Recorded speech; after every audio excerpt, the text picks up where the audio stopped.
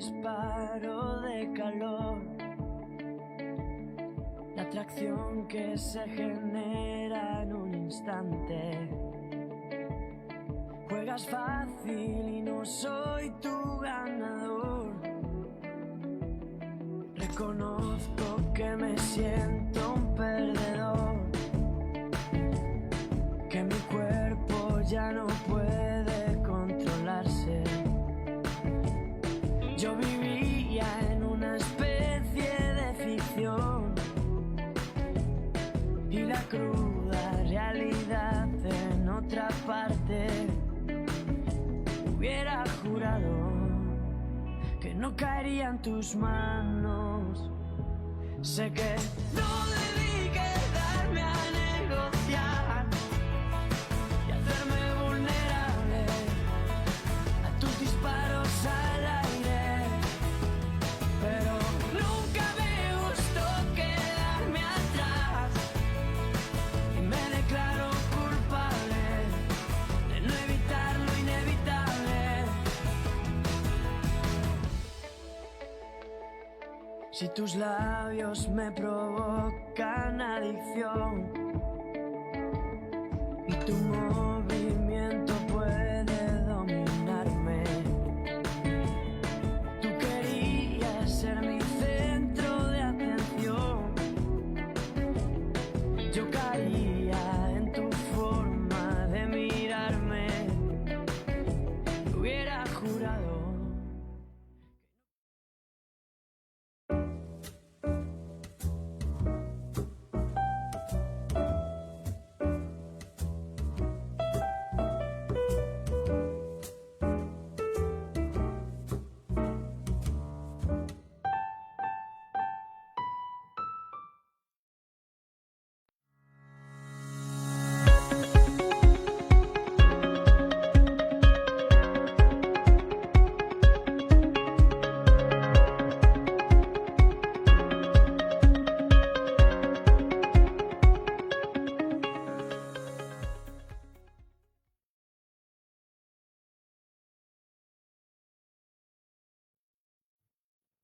Okay, good evening, everybody, and welcome to another edition of Talking Dogs with Ante.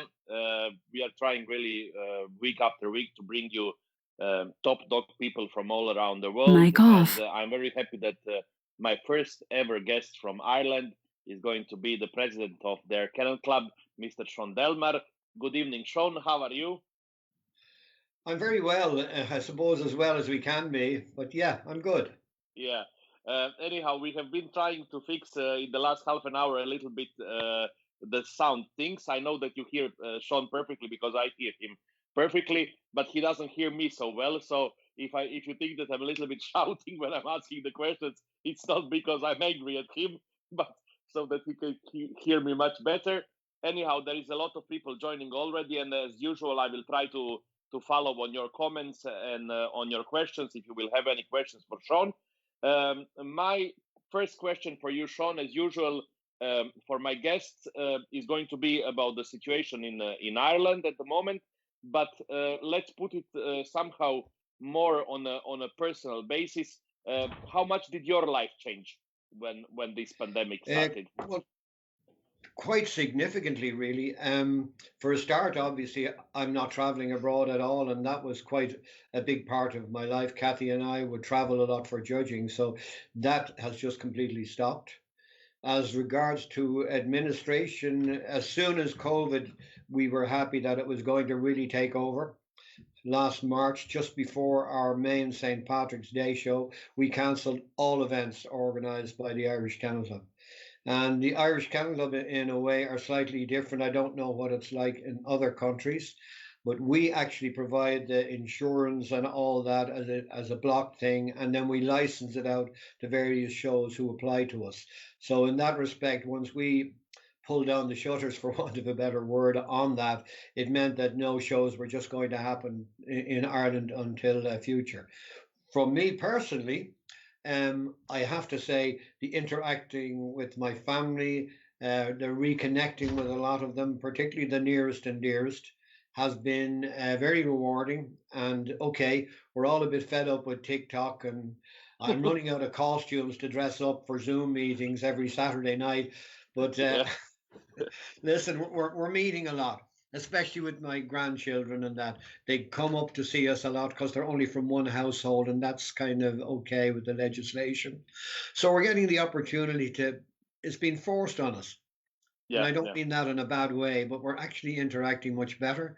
And I'm learning, developing my relationship with them much more so than, oh, well, I can't go next weekend because I'm judging in Bahrain or whatever. So, in all honesty, I'm more available to my family and I'm enjoying that aspect of it.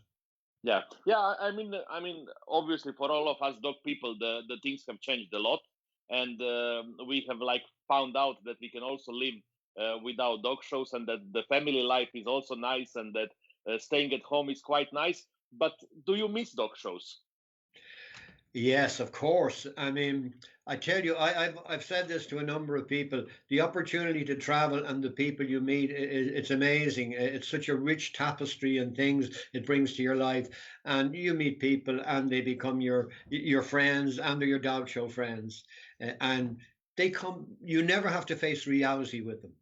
Yeah, yeah, that's This is true. the beauty That's of it true. because you Yeah, only meet them at dog shows where you share the same passion and the same thing, and it works so well. So every yeah, time you meet them, you really look forward to it. And it's not insincere, it's genuine, really, when we see each other and we're so pleased to share each other's company. Now, I think it's like if you're in the normal world and you go on holidays and you meet somebody, say, like you're holidaying maybe in Spain, and you meet somebody first day out, you and Javier, whatever, and they say, "Oh, we're from Split too." And then yes, suddenly yes, yes. you meet them two or three times and you get on terrific with them, and they're Exactly, exactly. interesting and they're great. And you make Yeah, the fatal mistake of saying, "We must meet when we go back home." and And usually never when you happens. meet them when you go back home, you share around the photographs. And do you remember this? Oh, yes. And this, yes. And then after 10 minutes, you're feeling uncomfortable. They're feeling uncomfortable because you Yeah, realize that you yeah, really have nothing in common. So yeah, I yeah. think That's true. that's the beauty of the people, the friends that we make in Dow. We only see each other where we're enjoying ourselves, where we're doing what we have a shared passion with. And it means it's genuine in its own way, but it's not real life. So I Yeah, yeah, miss yeah, that for sure. aspect of it. I really do. Because some of them are great company and entertaining. Yeah, and some are not, but we will not say that. Just you can't legislate for that. Yeah. Anyhow, I think there's a good old saying, never approach a horse from the behind, a bull from a front, or an idiot from any direction. exactly. Yeah, yeah, yeah. Okay, but we have learned to live with that. Anyhow, Sean, I know that you are not Donald Trump or somebody who knows all the information about the vaccine and everything. But do you have any idea where the live, let's say, dog shows and other activities dog related in Ireland are going to start again? I think the vaccine, I'm not as positive that there's going to be a vaccine that quick. Even if you have one, the trials, I mean, nowadays it's not a question of this seems to work, we'll work on that, because it can sometimes cause more troubles than it cures. So the testing process, even if they do come up with what appears to be one, could be long and drawn out. We have our own show centre, as you probably know, in Dublin near the airport. And at the start of this pandemic, the HSE, the health authority here, because we stopped all events being ran out there. They asked us could they use it for a week for a testing centre, and that developed into a relationship with them. So at this stage, they approached us to see could they do a long-term lease on it. And I can tell you this much: the lease they asked for, and we've given it to them, is till next August. August That next says year. something. If they're not, despite what they're saying in the public relations and all the positioning they're doing, and I know that there's no security here or no certainty anywhere, and we're still fighting an enemy that we don't really understand. But if they're thinking that long term that they're willing to lease out for it, it suggests to me that it's not going away. It's not going to cure. I think we must learn to work around it. rather than, wait, it'll be gone after Christmas and everything will be grand, will be normal. I think we have to initially try and control it, get the facility to deal with the outcome of it. And then when we're sure of that, tick all those boxes, then we have to live with it. And then we will put, I'm sure, protocols in whereby we have to restart again. And I know people talk about the new normal, but some of the events that I've heard, you come, you get your time slot, you go, you leave, you sanitize. I mean, no groups. Who, in all honesty, is going to want that type of a sterile environment? I mean, we can't get to the stage where you bring your dog into the kennel club on the 1st of January, and he's put through a scanner like you do at the airport, and you get your x-ray results, and he gets tested by a vet down at the other end, and he's graded out of 100, and then out of the results we pick the top dog of all breeds and so on. So I don't it just doesn't work that way. It's a social occasion, and you take the social occasion out of it. You can't replace it by an emoji or a love heart or a like, any of that stuff. Physical contact is what we need. And listen, we have to work around it and learn how to reintroduce the physical contact aspect into our dog game, because that's where the reality is. It's the sharing of the hobby. It's not so much I know there's an element of ego to it, but it's the sharing. It's the sharing of the passion and being with like-minded people, which makes it and makes us a community. Yeah. Well, okay. It has struck me now a little bit, this information that you gave me, that they have asked you to use your facilities till August next year. But I mean, yes, in a way, we need to be honest, and I think we need to try to understand that this is not going to go so soon, and that they have been many things, and we have not managed to solve them very soon. For example, in our part of Europe, we have started quite a lot of shows outdoors, but indoors nothing is happening, and I also don't think that soon it's going to happen. But anyhow, let's wait and see. Already there are a lot of people watching us, Sean, and I'm going to try to follow on the comments, and we have people listening from all around the world, from Italy, from Colombia, from Iceland, from Poland. Diane Stewart Rich is saying hello, I'm a top fan. People from Greece, Anna Sabo saying to you, Sean, you are fabulous, much love from Norway. Then we have Valdis Vignis Dottir saying hello from Iceland. Sean Delmar, judge my Afghan Hound male best in show in 2016. People from Romania, Angela Ban saying much greetings from Dandy Black and Blue. Francesco Cocchetti saying you are such a great personality. Anyhow, a lot of people are watching, and I'm very happy that they are here with us, because I'm sure this is going to be interesting. Let's go a little bit to the past, Sean. How did Sean Delmar become a part of the purebred dogs world? Well, my father was actually very involved originally, and he started our kennels. I think you have it in your lead in the late 40s, early 50s, and started off with the German Shepherd, but had no luck with that, and then gradually developed into Kerry Blues, which were becoming a really popular breed at the time. And he was very successful at it, breeding, exhibiting, presenting. And it seemed natural that my sister, who was my elder sister, she followed in, and I followed in as well. So it's been a family thing. And the funny thing about that, I know a lot of you understand this when you get that bug, and that initially it's interesting and you're wondering, but then you wonder, is this a stayer? Because every 2 years you've a rollover, the same people, they're all coming out of the traps flying, everything's wonderful, and they know everything, and they Googled and they have all the answers, and then 3 years later they're gone. But some people you just know are going to be stayers. And that's the way. You can't force your passion on your children, but really I took to it because I liked it and I enjoy it. And we kind of develop into the administration side of it. In Ireland, we're so small, you really have to put something back if you're taking something out. And like you yourselves, and I know you do a great show for exhibitor orientated, and this is the heartbeat of the dog game. It's not the distant people who go on and win all these things and really, in a way, take more than they put back. It's the people who get down and provide a service and interact and realize that we're part of it. And this It's like various plays each weekend. This day I'm the leading man. Next Yeah, week I might be just a bit part. And the yeah, week after I might be the director or I might be the producer or whatever. So in yeah, other words, you get immersed in the whole thing and it becomes more a lifestyle and a yeah, choice. And yeah. really that's the way we gradually work through that. And I'm lucky that two of my sons, one of them, okay, had to concentrate on his career and he's not really directly involved anymore. But I still have a son, Ross, as you know, who's very passionate, very committed, and can talk me inside out on pedigrees. I would be Hmm. never good for that. I was more kind of a public PR man, but he's very dedicated on his pedigrees and lineage and all that. So, but listen, it's a great pleasure that he shares the same passion that we do. Yeah, I just wanted to ask you because you got the passion from your father, and I just wanted to ask you, in a way, if you are happy that Ross got also the same passion from you and Kathy.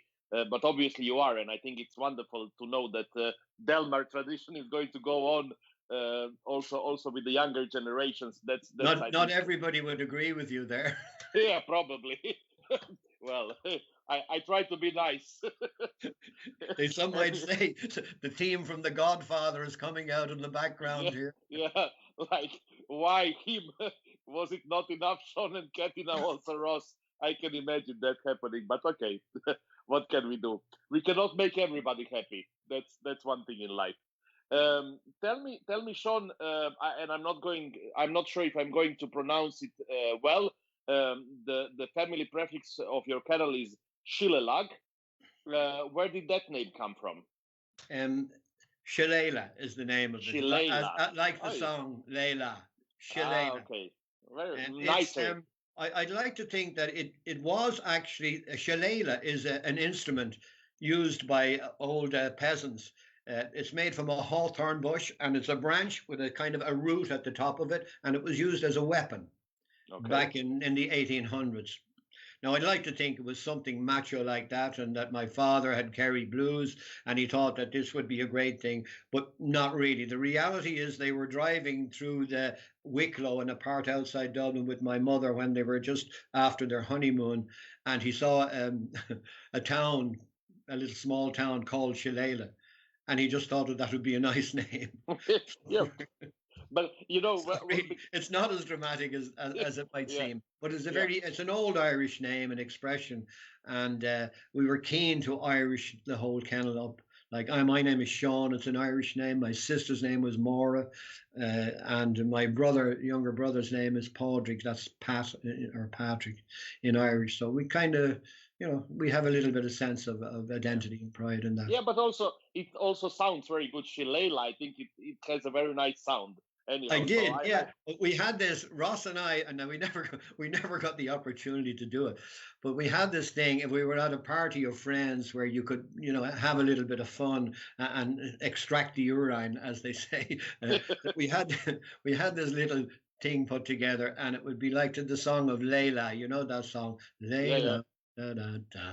yeah, So we had this thing, Shalala, got them on their knees. yeah, yeah, yeah, yeah. So But if we I thought told there you, it was sounds somebody very we good. wanted to really annoy, we thought we might sing that at some stage. Yeah, it sounds very good. Anyhow, I know, Sean, that in your family, two main breeds were the Kerry Blues and the Smooth Fox Terriers, and I will talk a little bit more with you about that. But before we start with the two main breeds, I read in your CV that you had Sharpeys and Poodles and Cocker Spaniels and Sealyhams and Soft Coaties, Bichons and Wire Fox Terriers. Can we make a kind of a short, I don't know, look back on these few breeds that you had among the two main breeds that Yeah, you had? I just give you a little feel for why and how. Yeah, The Wire Fox Terrier is an obvious one, really. There, um, you said about our family. My father was kind of showing. My sister was showing. I was showing, right? And Kathy comes in on top of this. Uh, so you know the way things work in a small country. yeah, There's the alpha male, the beta male, the alpha female, the beta female, and then the awards go down the line. We'd like to think that the best dog will always win, but the reality is it depends a lot of the times yes, to spread the sweets around. So Kathy was finding that she was really at the end of the pile. By the time they looked after my father, my sister, me, and then there was Kathy down at the end. So it was very difficult for her to establish herself in the breed in Kerry Blues at that time. So I went to a guy in an area close to me who had a litter of wire fox terriers, and I bought it was a litter of 12, very unusual, a litter of 12, Yeah. and I bought her a male pup out of that. And that was her start to get really involved and became her project. And she actually became very good at it, at presenting them, hand stripping, plucking, all of that. And eventually, actually, that young dog, he went a best in show all breeds at the age just before he was a year old, which was a great thrill for Kathy at the time because it kind Of course. gave her her own independence and her own thing.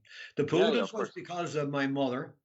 My mother wanted a pet poodle, so it didn't work out. So I ended up with the poodle, and then I got her another one. So and then my father also had Sealinghams at one stage, and we had Sealinghams and bred Sealinghams for a couple of years as well.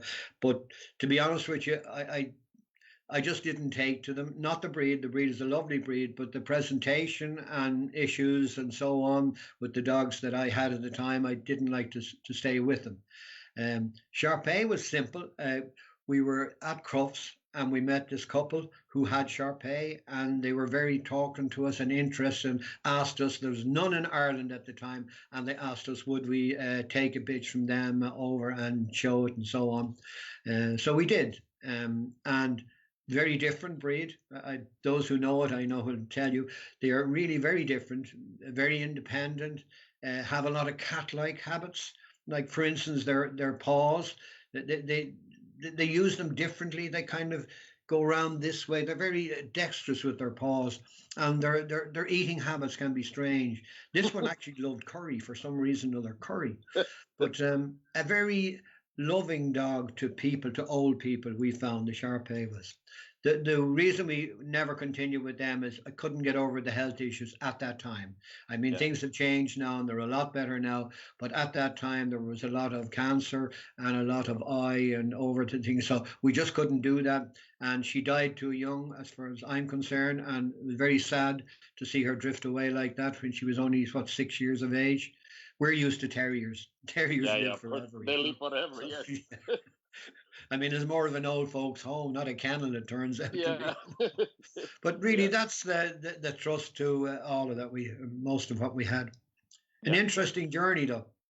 Absolutely, yes. And I think usually when I speak with my guests, I think that people who had this kind of opportunity to have at home different breeds, usually later on when they start to judge, it makes it much easier for them because they are used to the different kind of dogs and approaching and temperaments and everything.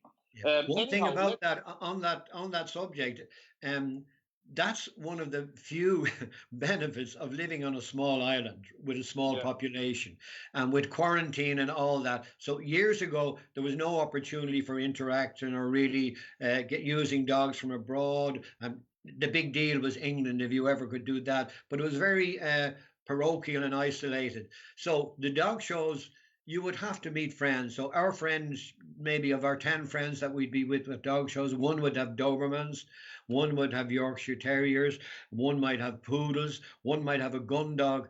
And we were all very social and going to the pub drinking. And you couldn't just bore them to death, me talking about Kerry Blues, because the guy with the Dobermans would want to talk Dobermans and so of on. course. With the Yeah, result, we accidentally educated each other, yeah, yeah, sometimes yeah, by ranting about a judgment or something. yeah, But yeah, it's amazing the amount you picked up in a social situation like that where people with a passion, are talking about their breed. And a lot of the information that I and attitudes, I think I owe it to a lot of that. Not like yeah. sometimes in Britain they have maybe one breed, Labradors, 400 at a show. They get there at 8 o'clock in the morning. They sit with the catalogue. They go throughout thing and they watch all those dogs running around in a circle and looking at catalogs. I mean, that's not going to give you an attitude towards any other breed.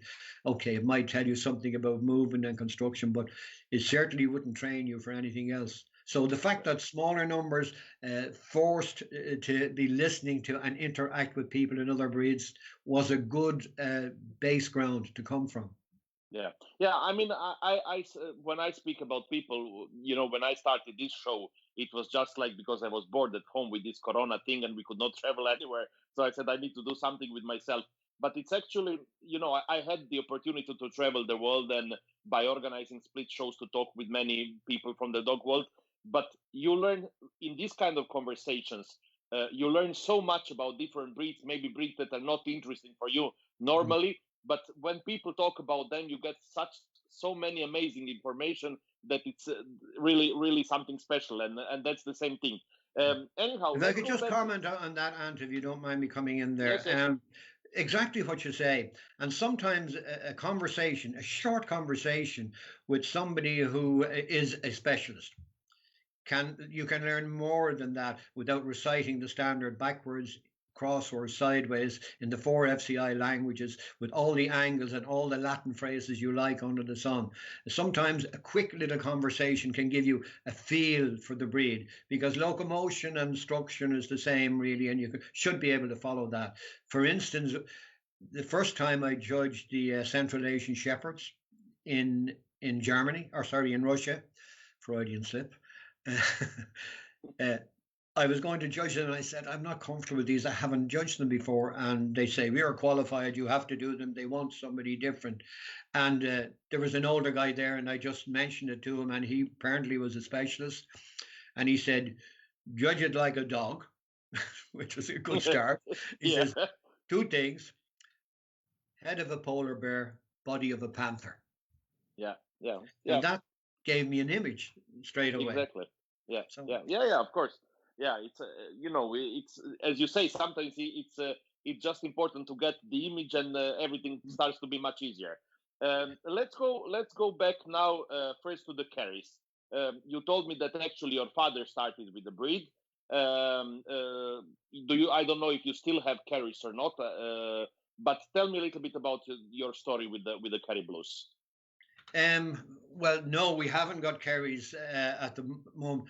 We're we're thinking because the Kennel Club is 100 years old in 22, Okay. and the Dublin Irish Blue Terrier Club is 100 years old next year.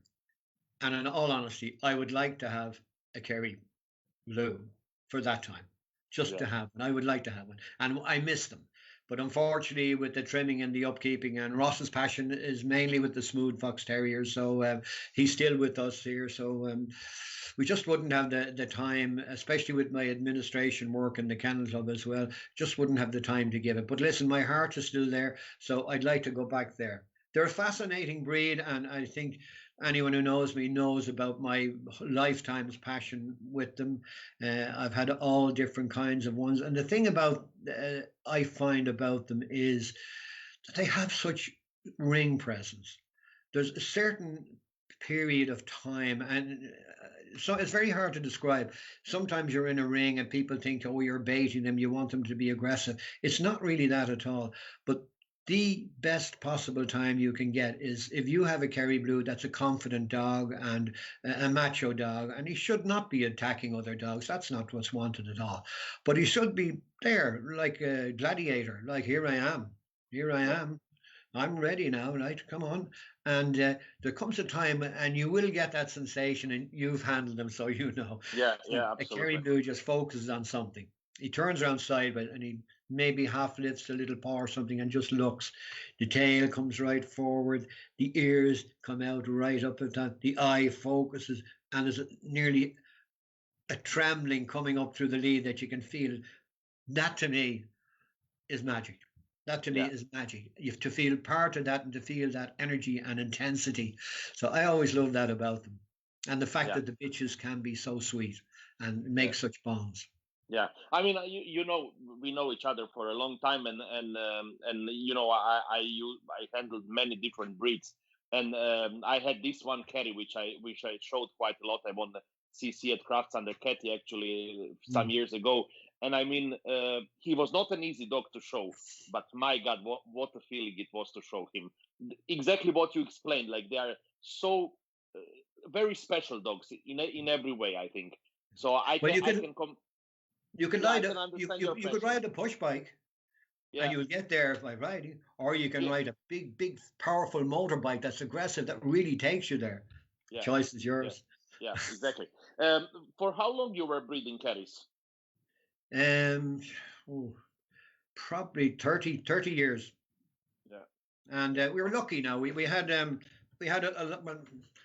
I don't mean lucky in that it's a lottery.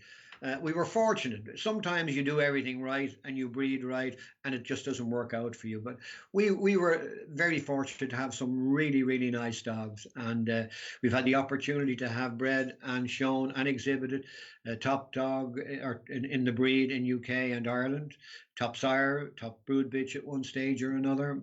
And my father's won the group at Crufts back in the day as well. So we've a lot of history that with the breed. And as far as I'm concerned, sometimes you have to let one go. We had a dog, and he was a marvelous dog. But for some reason or other, no matter what we did, and you could examine him and you couldn't find fault, but he could not move in the front to save his life. He really couldn't. He was all over the place in the front. Yeah. And the more I examined him, and I know what I'm looking for, I couldn't understand. And I never really understood what was wrong. And you're looking at him, and his coat was perfect, his attitude was right, and he was a winner every time, except once that front movement was seen by the judge, they just kind of just couldn't accept it. And they were right. We actually gave him to a professional footballer in UK who was playing Premiership football in UK some years ago, and he did well. Yeah. But listen, we had some great times with them. Our son Ross named a litter of Kerry Blues we had after American wrestlers. Okay. And it was Shalala Ravishing Rick was one. Okay. He actually went to Sweden, sown by Mia Sandgren in Sweden. It was a really nice, a big macho dog, and did well for her out there as well. And another one went to Germany. A friend of ours, Peter, in Germany, was called Jake the Snake. And they thought, what a terrible name to give it. Yeah. Yeah, well. Anyhow, let me catch up on some comments, Sean, because there are a lot of people writing. My assistant Valentina Župan is saying hello to us from Kiev. We have people from Netherlands, Divo, who is always watching our show, from Brazil. Then you just mentioned Mia Sandgren from Sweden. She's watching the show. Hello from South Africa. Let's see. Nina Viscari is saying so true. You see the stayers. Greetings from Finland. Then we have hello from Israel, from Greece, from Austria, from Croatia. Francesco Cocchetti is saying, let me see. We all learn from the good breeders. We must be honest, and without them, we couldn't be in the rings every weekend. Teresa Schubertova saying greetings from the Czech Wheaton family fan. So there are people from Kazakhstan, from Denmark. So people from all around the world are watching the show, and I'm very happy about this. Let's go now, Sean, to smooth fox terriers. I know that Ross is, and you said it already, very passionate about them, and I suppose that's the only breed that you still have at home. Tell me a little bit about your journey with the smooth fox terriers. We wanted another dog, and we still had Kerry Blues at the time, and we were thought about it. And the wires, to be frank with you, there were 3 really strong, influential breeders and exhibitors of wire fox terrier in Ireland. And to be frank with you, it was very difficult to keep up with them, not only breeding wise, quality wise, and politically, all 3. Of course. It was just three steps too far. So we thought we'd try the smooth fox. We liked the athleticism of the breed, and we thought they were probably a little bit more cleverer than the wires. So that's how we went to buy a bitch from an old guy here living in Dublin, and he was talking nonsense money. But as we were in his kennels, he was trying to get her to show herself, but she was a terrible bitch. But there was a dog in a run down the end, and we see him, and he had a great headed dog looking down. And so we said to him, no, we don't really, but is he for sale? And anyway, we bought him. He was 3-year-old at the time.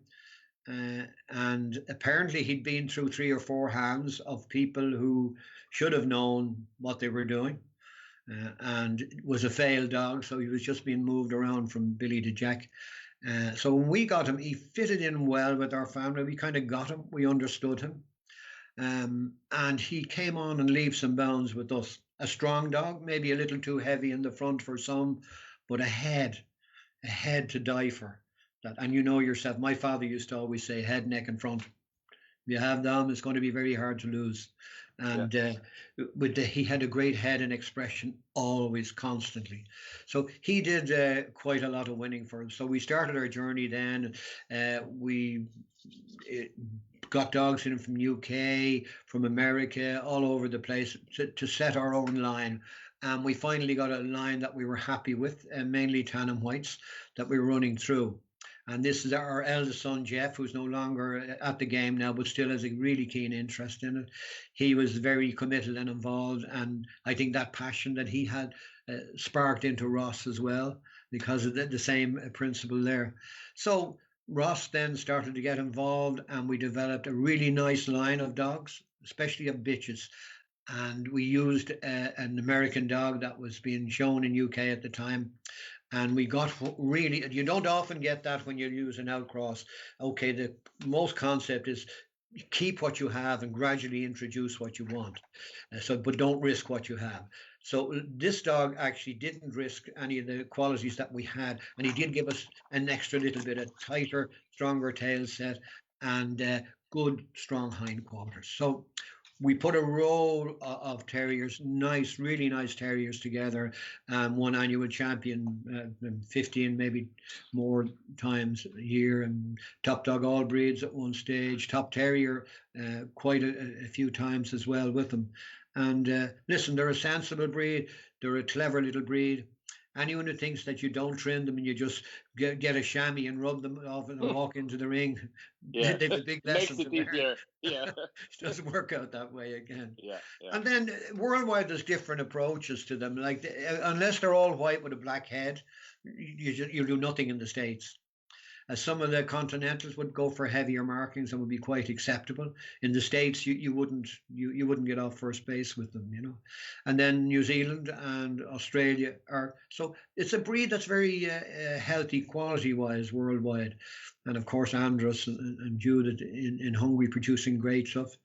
And of course Bad Santa. Yeah. Yeah. Yeah. Okay. We understood everything. Yeah. The boss. Yeah. Yeah. Anyhow, before I ask you my next question, just let me say that Mia Sandgren wrote to you. Thank you, Sean. Rick was a great dog. Filippo Tasselli of the famous Balboa Kennel saying, hello, Mr. President. And then Jose Doval is asking you if you are going to sing for us tonight. And you are going to sing if I allow you to sing, because that's I'm not sure that we will see. Let's see how it goes, and then maybe for the end we keep something like that. Anyhow, I want to ask you, Sean, because you are for so long time involved with both breeds, with the Kerris and with the Smooth Fox Terriers. When you look back, let's say in the time when your father started with the Kerris and when you started in the Smooth Fox Terriers, when you look quality of the dogs at that time and you compare them to the quality of the dogs today, do you think that the breeds are going in a good direction, or you think they are not going in a good direction? I think certainly we'll get the presentation out of the way first. Yes, of course, the presentation now is much better, and the attention and the effort and the professionalism of the presentation is kind of brings, so the image you're getting is much more structured and sculptured. So get that out of the way first. As regards to the dogs themselves, I think some of them have improved. Like the Kerry ears have lifted a little.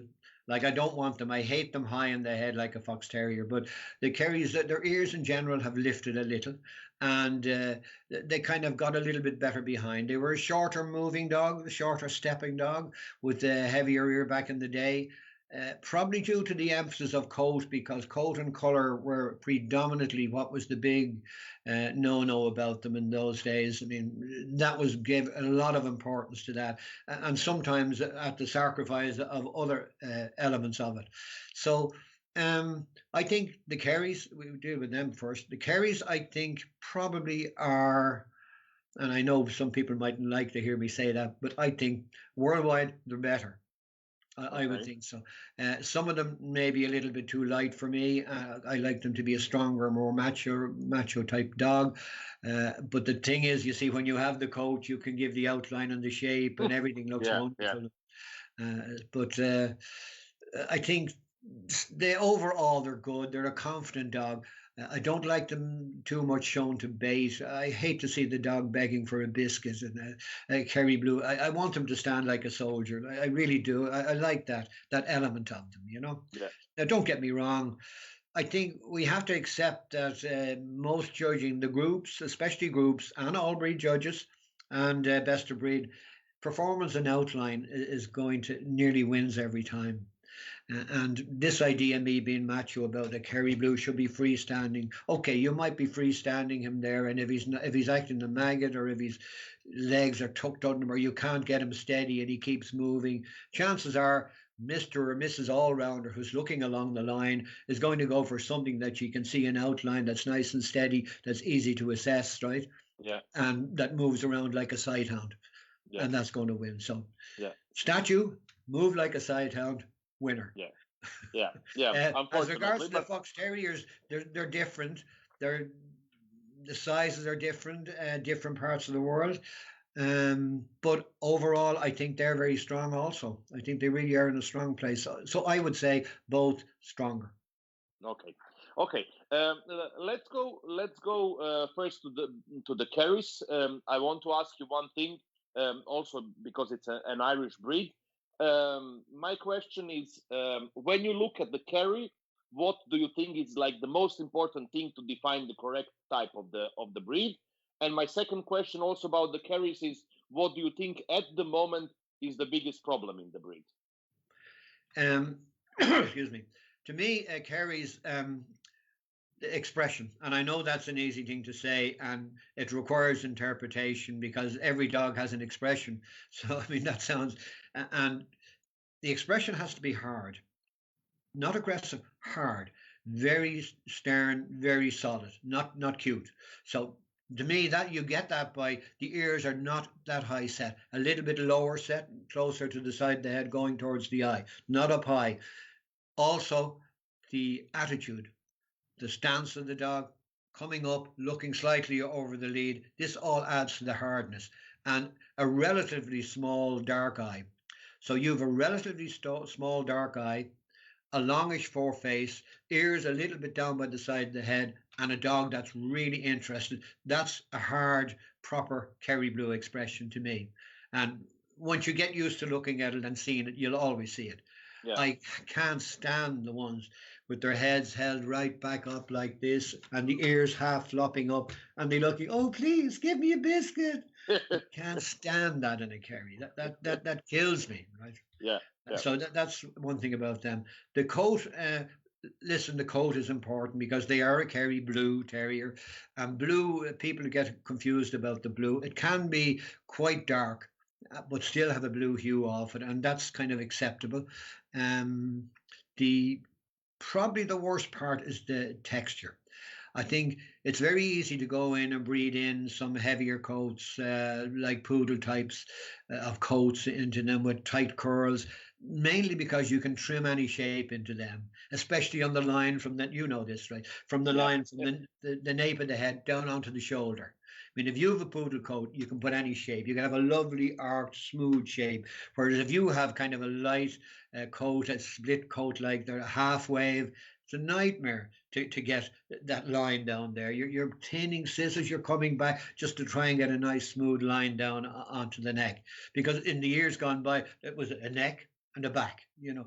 But now they like the nice gradual Yeah. To make it. Yeah. so that's really why sometimes the heavier coats are bred a little bit more because they give a better shape and they can win. But really, they're a single coated breed. It should be a half curl or a wave, and the color should be blue.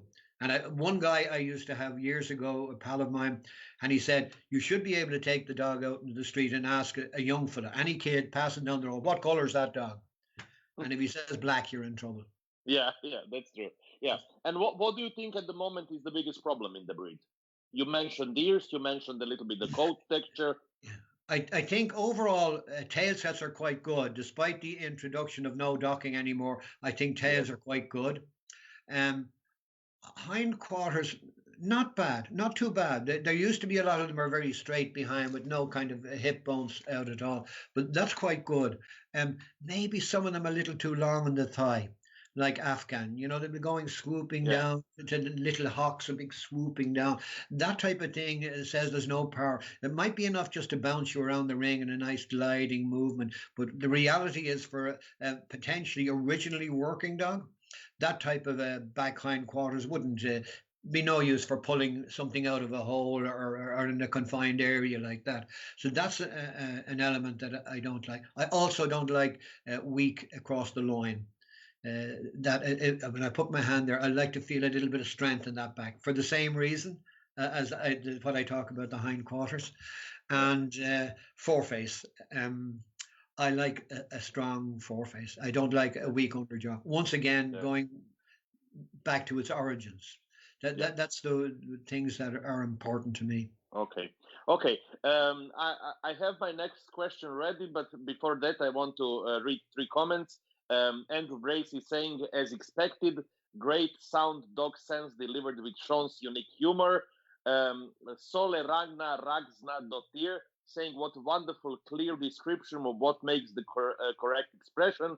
Very educative. Thanks a lot. Francesco Coquetian saying, not only a good description, but also a lot of passion about it. Anyhow, my question will be the same now, Sean, about the smooth fox terriers. It means, what do you think is the most important thing on the breed which defines the correct type, and what do you think is at the moment the biggest problem in the breed?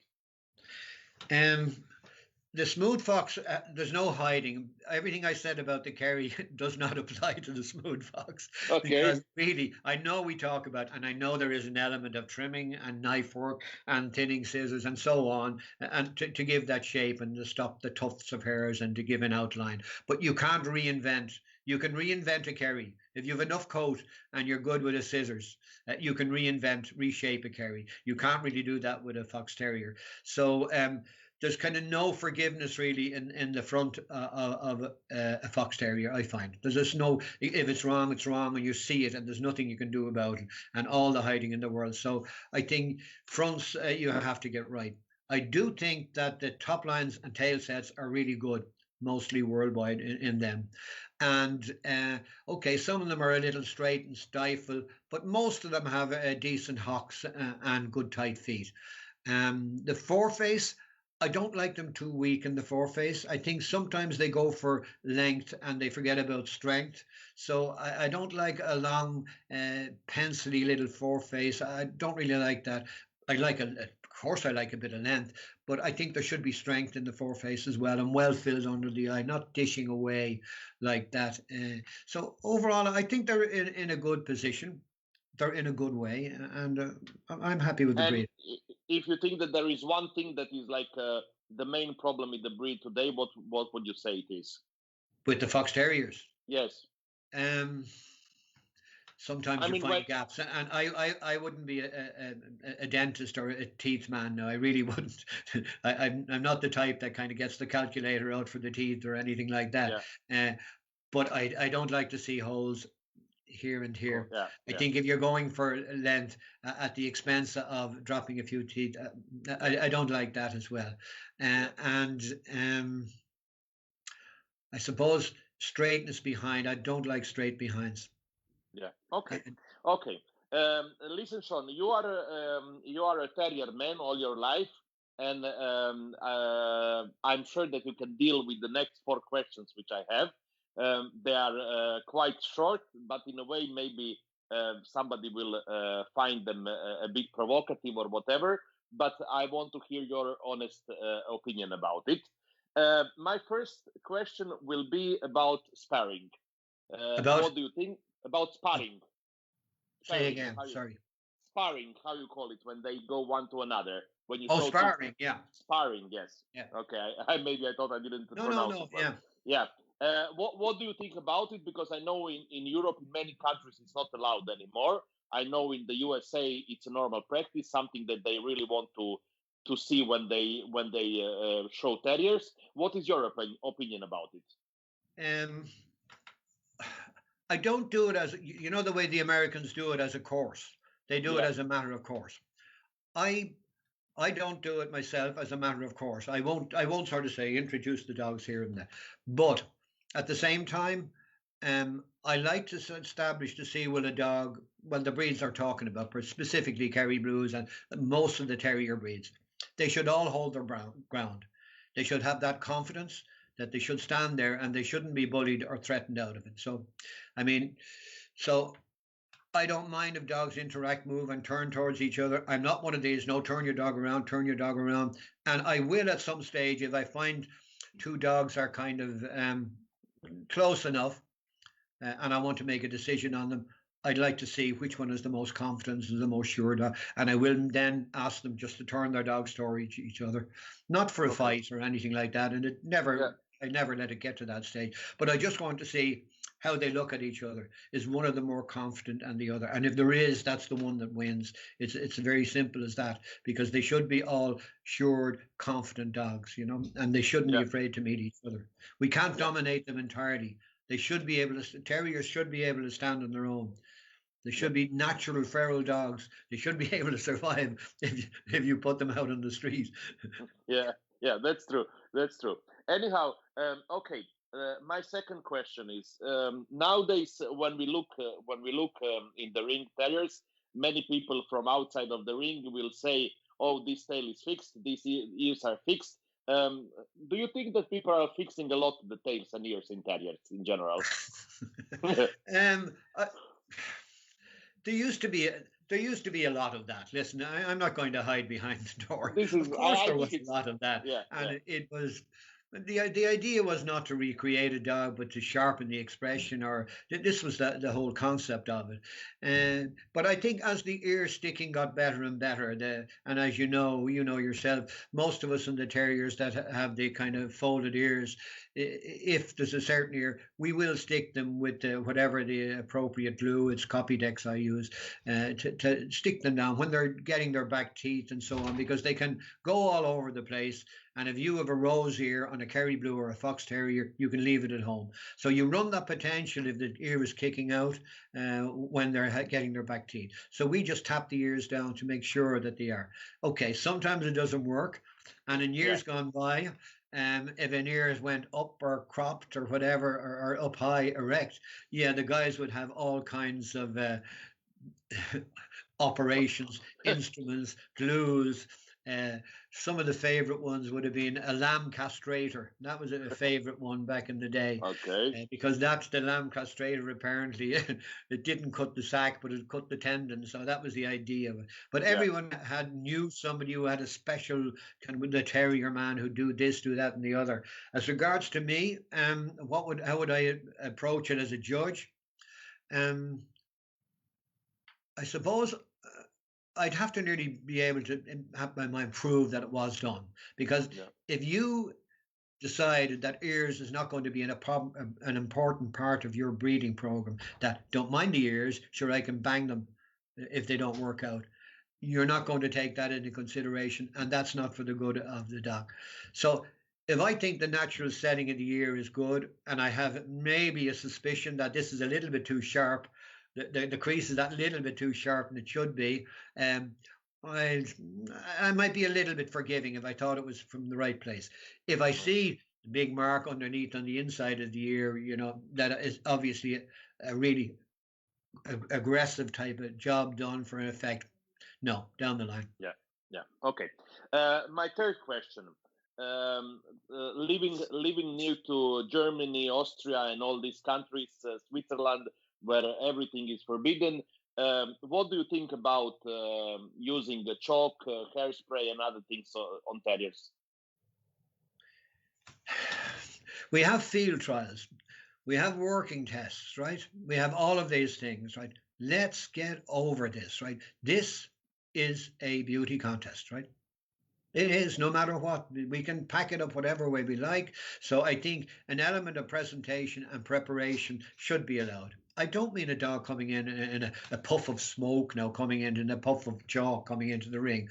But listen, reasonable preparation. I don't like to see dogs diet or anything like that. But I think a little bit of chalk, a little bit of presentation does no harm at all. And if it glamorizes the dog and shows the qualities of the dog off better, I mean, what's the problem? You'll still have the same texture of the coat. If you think the coat has died, well, that's a problem. That's a fault. And there's Yeah. easy way to find out. If you go towards the root, you'll see where it changes. Like the COVID women who can't get to the hairdressers. You'll Yeah. see you'll, you'll see the same thing. So you should be able to see that. But a little bit of chalk here and there just to enhance the dog. I don't see a problem with that. I Okay. mean, let's face it. Miss World without makeup and a hairdo. Exactly. Exactly. I remember many years ago I was showing one Maltese in Denmark, and it was a lady judge from Netherlands, and she had like a big hair like this done, and she said to me, "Oh, you have a lovely dog, and I gave it best to breed, but please for the next time, don't put so much hairspray on the top knots." And I say, "Well," I said, "I need to tell you, like, you know probably how it feels for you when you wake up in the morning without all the hairspray." And I said, my dog looks the same, so I just tried to help him a little bit, Yeah. and she was laughing and she accepted it. But yeah, a little bit of, we are not talking about over grooming. We are Yeah. talking about letting us use a little bit, as you said, just to make it a little bit more interesting or more special. It's Okay, still and the same dog. It's still the same dog, and you can exactly, judge the hairdressing as well if you like. But yeah, really, judge the dog. That's just enhancing and giving him a better chance and a better outline. I mean, you yeah, might as well say you shouldn't wash him because if you use a certain shampoo, he'll be more than this.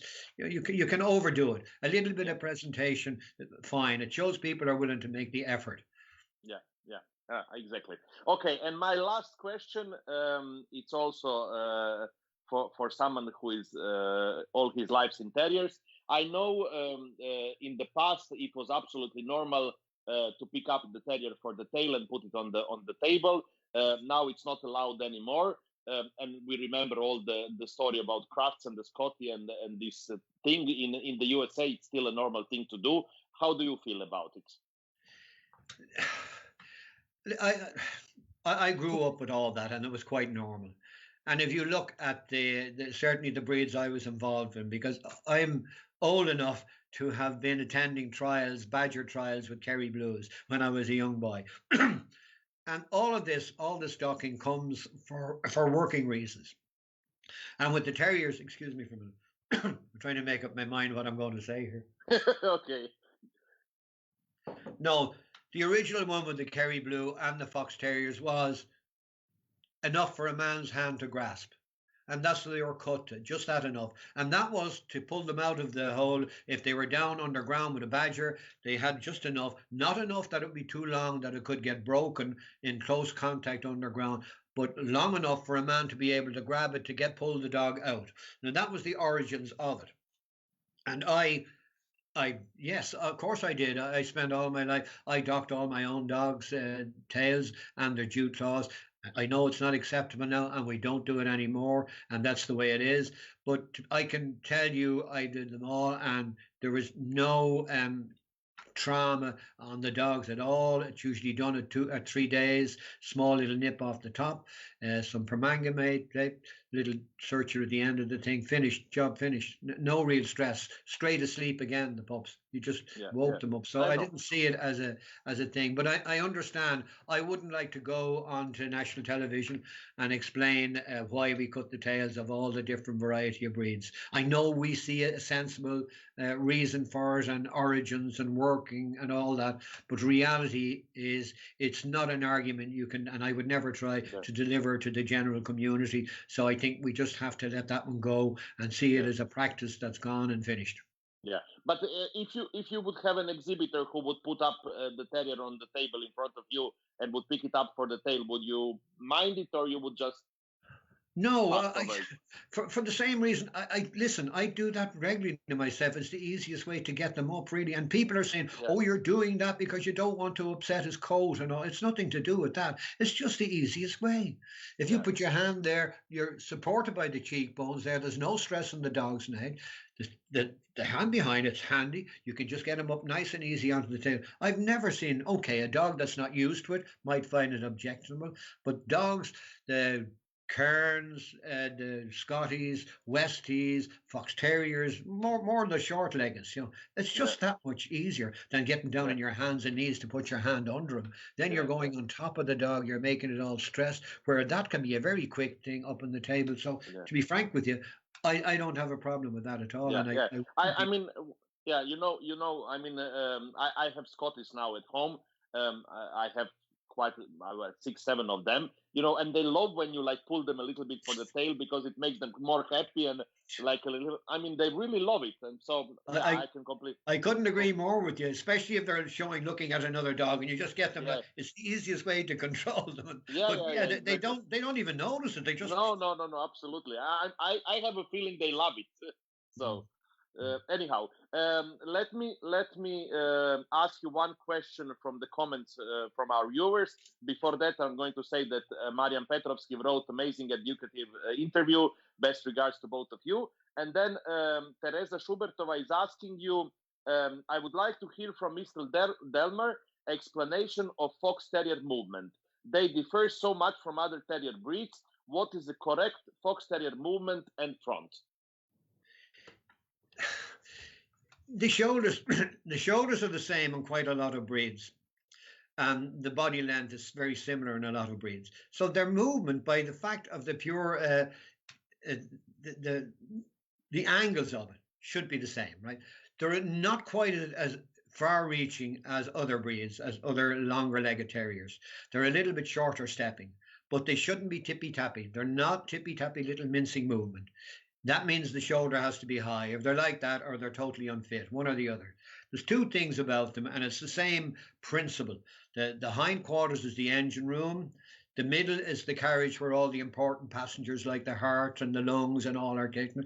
And the front is for to stop the head from falling on the ground and to change direction. So they're key elements of the thing. So I would say a fair amount of extension in front, good round propulsion from behind, and the hind legs should not be too far under the body, but not reaching out, not very far reaching back either. So they're probably, and their standard says this, is no exaggerations everywhere, and the same would apply to the movement, not overreaching, but certainly not tippy tapping. It's just moderate. The breed is actually, everything about it should be moderate, really. Yeah, Now I know the ones with the slight exaggerations are probably the ones that are going to win, but yeah, really the reality is they're supposed to be a moderate dog everywhere, square in body. The angles at the back should be the same, 45 at the front, and all of those little things. So yeah, not so much a big long galloping lead or extended lead, but still some decent extension in the front movement yeah. and balanced movement behind.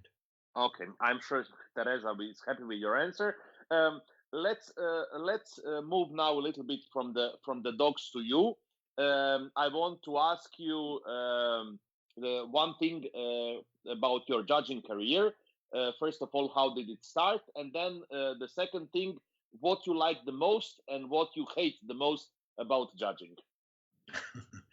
um, Well, as I say, it kind of it becomes a lifestyle in what you do. This whole dog game, and it developed from being kennel boy in our house to sitting to doing the car park at the small dog shows. All of this thing. So, um, the thing about you eventually get the opinion where somebody thinks that you have a decent dog and says he seems to have a nice dog. Well, we get him to judge first and see how he gets on. And then in Ireland we had very small shows, what they call limited shows. You enter on the day, and it was always in the local village hall or a workman's club, and usually on a Sunday. And that would be the first opportunity you new up and comer would get, and that's where I started. So you would have this hall, maybe no more than 60, less even 50, less even 50 square meters, right, with 100 dogs of all breeds in it. every kind of old, hysterical, big, fat old woman with toy breeds, Yeah. aggressive terrier men looking to daunt you. And this was your introduction to do classes, mixed classes of those. The classes would be bred by exhibitor, not bred by exhibitor, huge classes, maybe 40 in each class, all different breeds. So you were really thrown in at the deep end, and that's kind of the big, and everybody trying to intimidate you. So it was a really a very daunting start, I can tell you. Yeah. And I think they get it much easier now with their modules and their exams and their things then, Yeah. because that was really tough going. That was.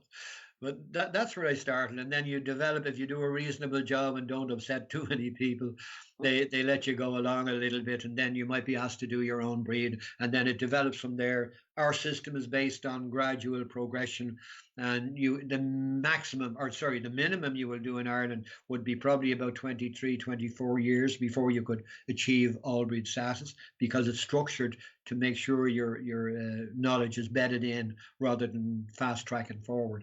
So as I developed, then we also did a lot of open shows in UK, which I will be eternally grateful for, because going over there, they had big numbers, and it was a great opportunity for us to have large numbers of dogs. And because we were very successful with our Kerry Blues, and that we were known over there, so with the result, we got invited to some various shows, and that was a great betting in experience for us.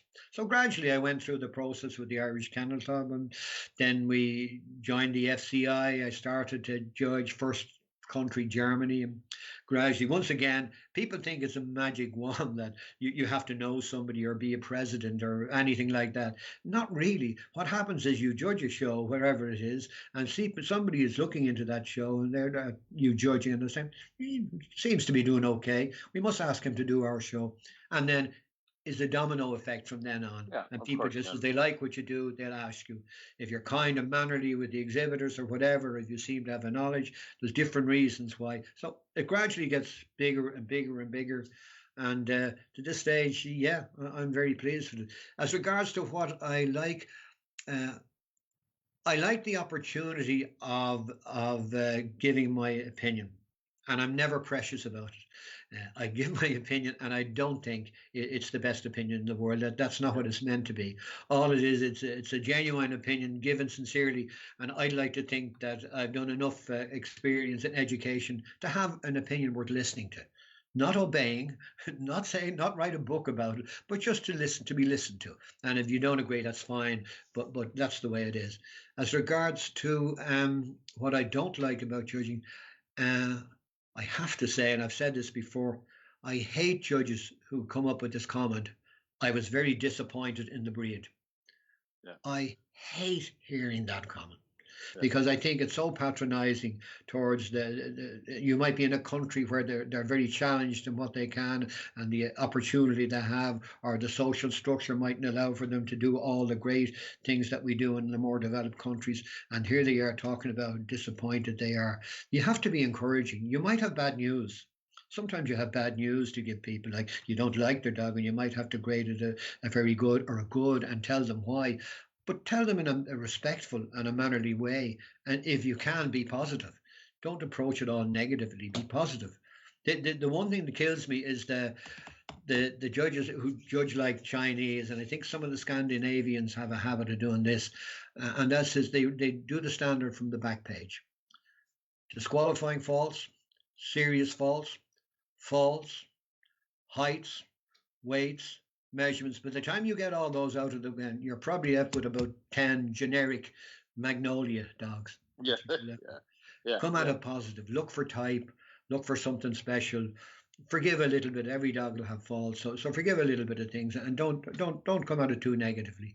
You have to comment on the negative stuff, of course you have, in your report, and do it accordingly. But try and be positive if you can be, and encouraging for people. Yeah.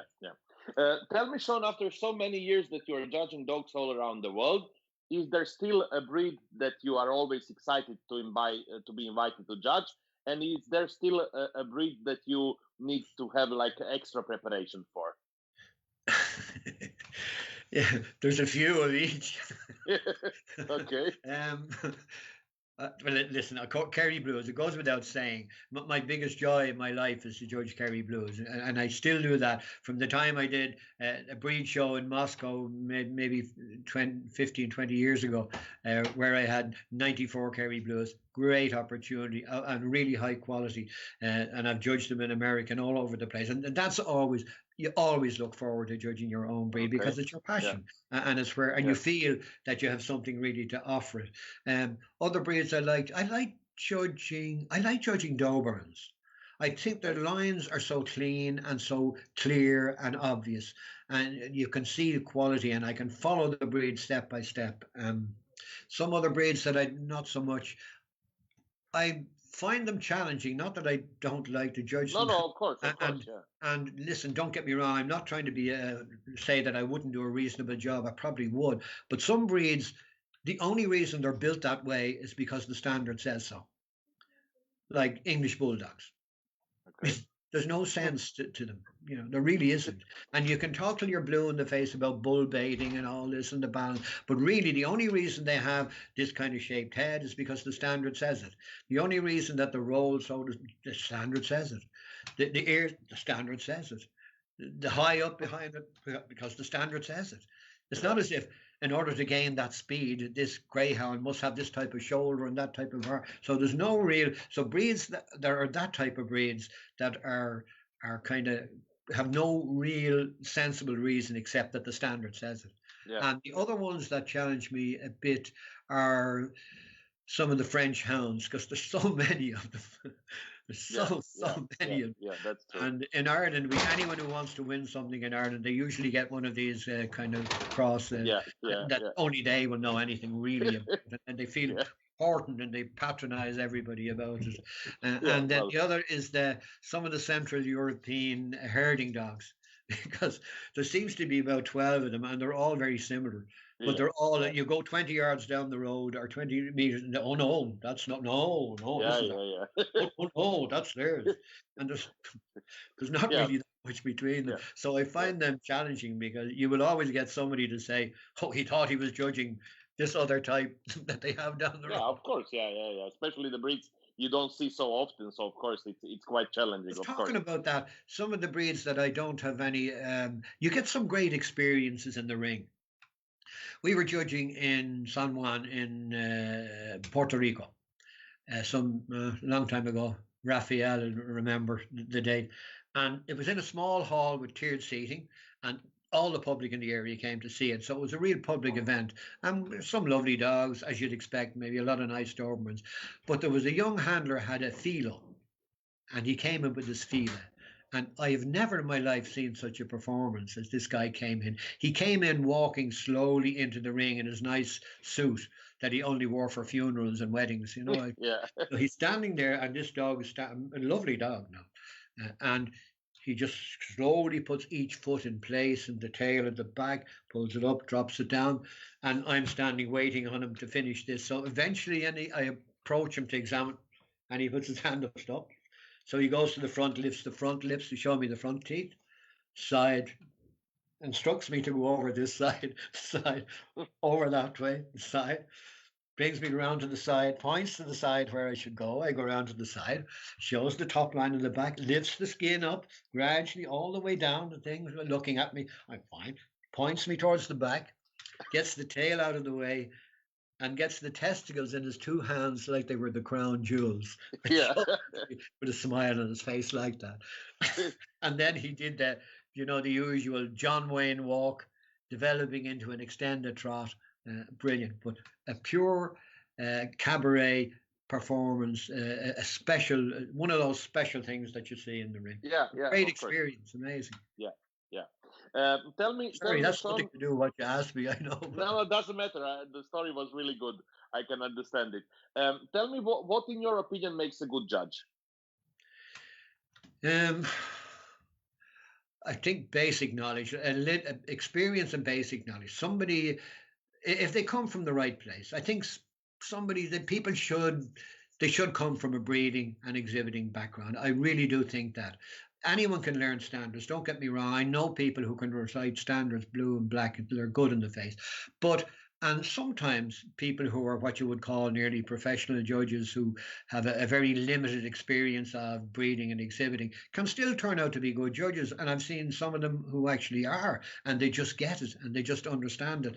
But I like to think that people who have actually bred, who have been disappointed in breeding, who have been lucky in breeding, who have been successful and have been disappointed again, and who have shown as well, they understand, they get a real feel for the whole thing. And I think they make the better judges because they understand that this person could have got up at 4 in the morning to get to the show, and his wife is sleeping with the neighbor next door, and the frozen semen didn't work, and there's a lot of things going on here that Yeah, has happened that's to true. us all.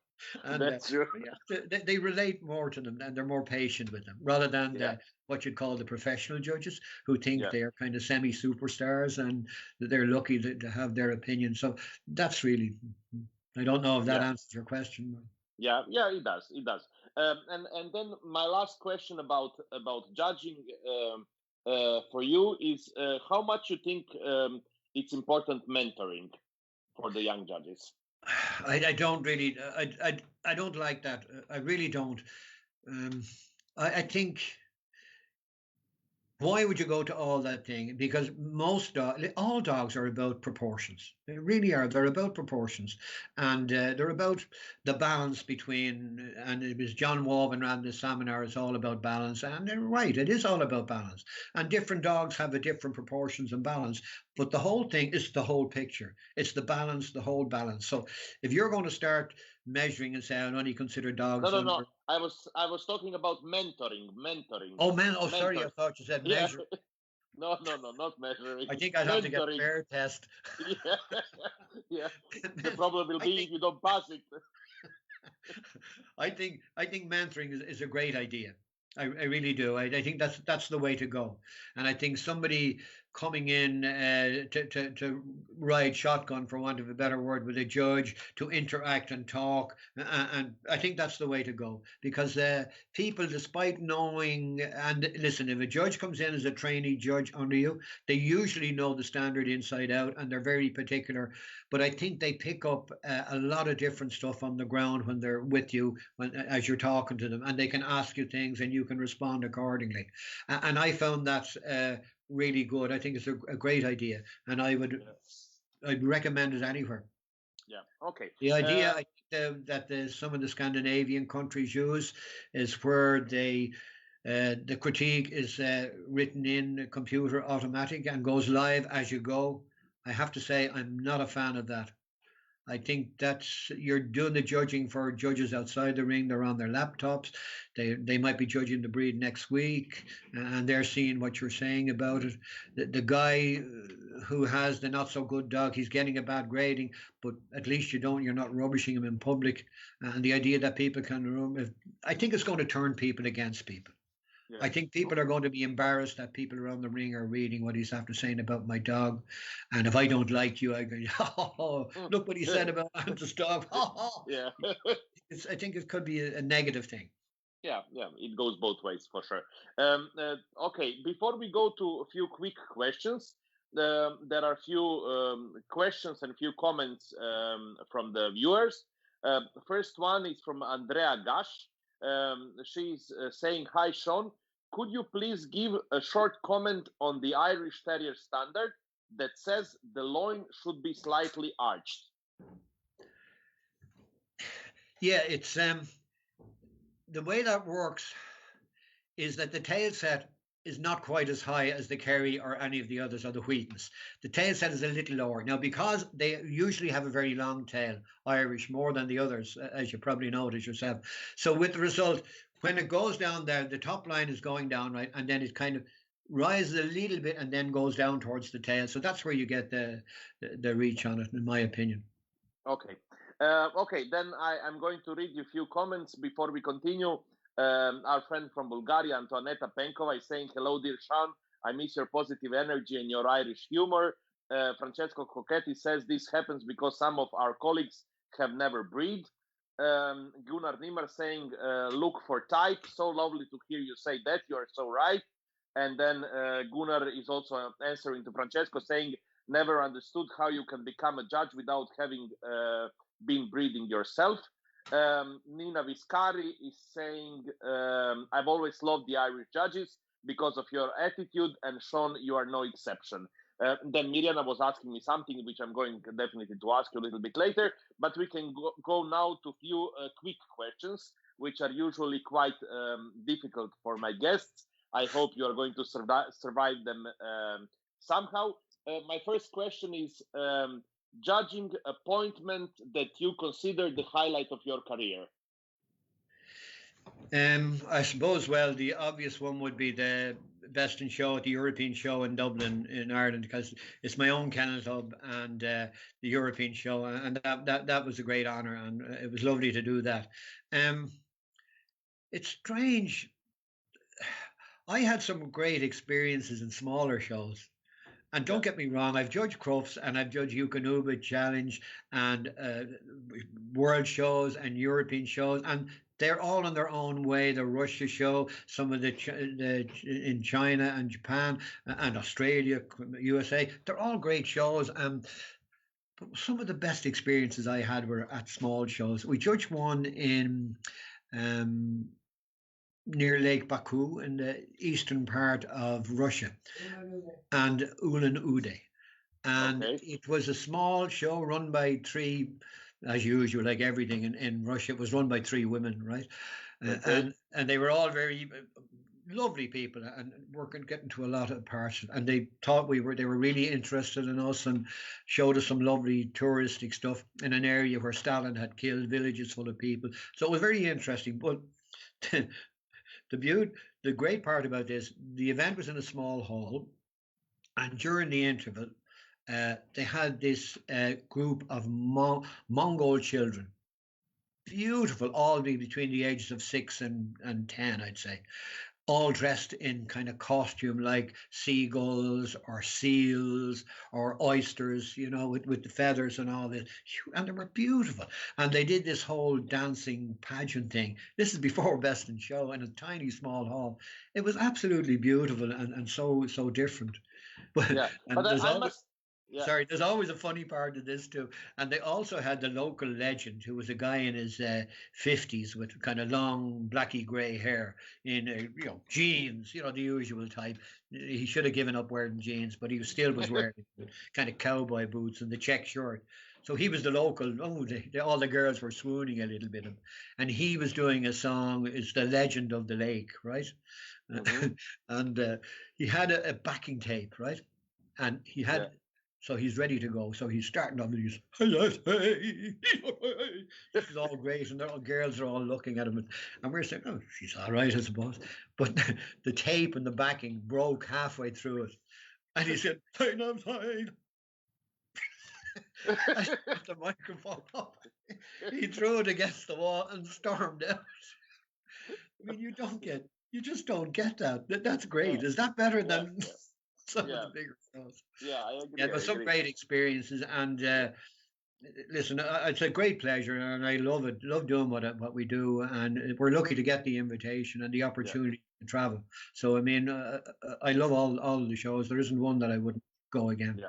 Yeah. No, this is a strange thing. Many of the let's say famous judges who have traveled all around the world, when I ask them these questions, they would answer the same as you, that they have judged all the big shows, but that some of the best experiences they had on the small shows. So I can understand that. Tell me, Sean, best terrier you ever judged? Best terrier you ever judged? Yes. I suppose it has to be Scarf Michael, the Kerry Blue. I judged him. I gave him his final CC in Britain when he was showing there, and I also judged him in Hotspur at the Montgomery Circuit in America.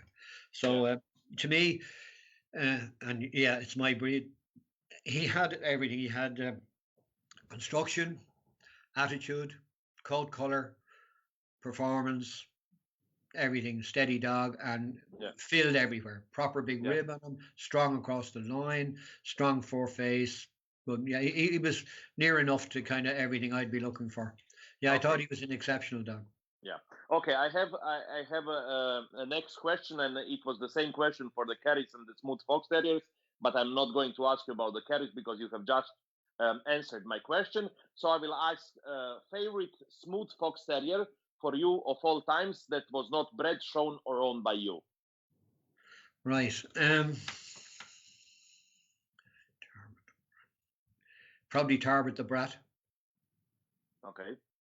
Tarbert Okay. the Brat. Yeah. An old dog. He's back from the day, but yeah, he was.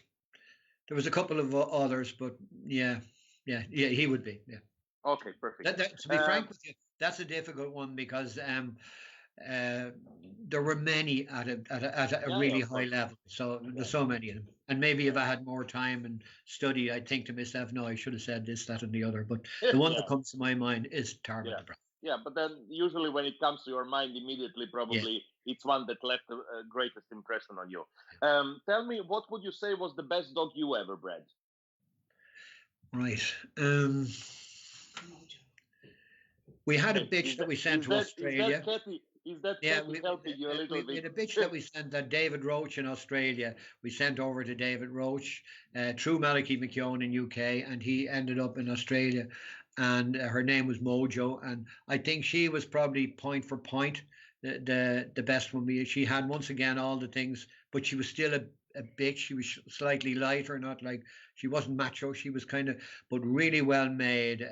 Rock solid top line, tail bang on, plenty behind the tail, a bit of attitude and style about her, and a nice kind of full coat, but not too heavy. And coloured too. It was nice when she was finished coloured. And what would you say would be the favorite win with your own dogs? Famous breeders. No. Favorite win with your own dogs. Sorry, I missed this again. Favorite win with your own dogs. Sorry, yeah, okay. Yeah. I suppose we had a young dog that we went to show at the breed show, the Kerry Blue of England breed show. And he was very young at the time.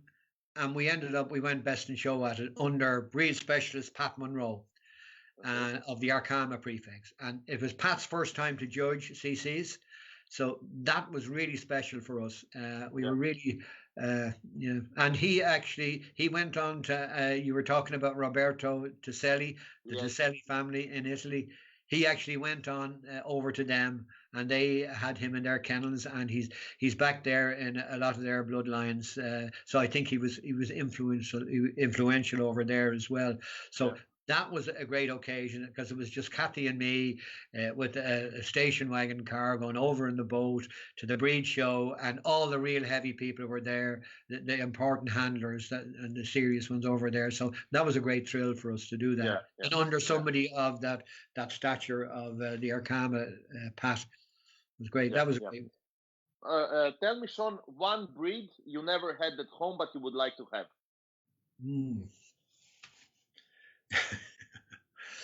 Yeah, I think I'd probably have liked a Rottweiler. Okay, that's an interesting I would. answer. Yeah, I'd like a Rottweiler. Yeah. I just like there's something independent about them. I always find that about them. They're independent. They go with you all right, but there's always a feeling that kind of they're just kind of, it's a relationship. And they can divorce at any time. I just feel, I like the strength of them and once again that intensity. As you know, I'm into this intense expression. So I like they have that intense expression, provided they don't overexcite them. Yeah, I'm not sure that Katie will ever allow you to have one, but it's nice that you have a wish at least. You imagine your kennel full of Kerry Blues and Rottweilers. Yeah, no, okay. Tell me, Sean, one dog person which is not alive anymore and you terribly miss. Sorry, say again, Ante. One dog person which is not alive anymore and you terribly miss. One person alive. Well, from a breeding point of view, is it?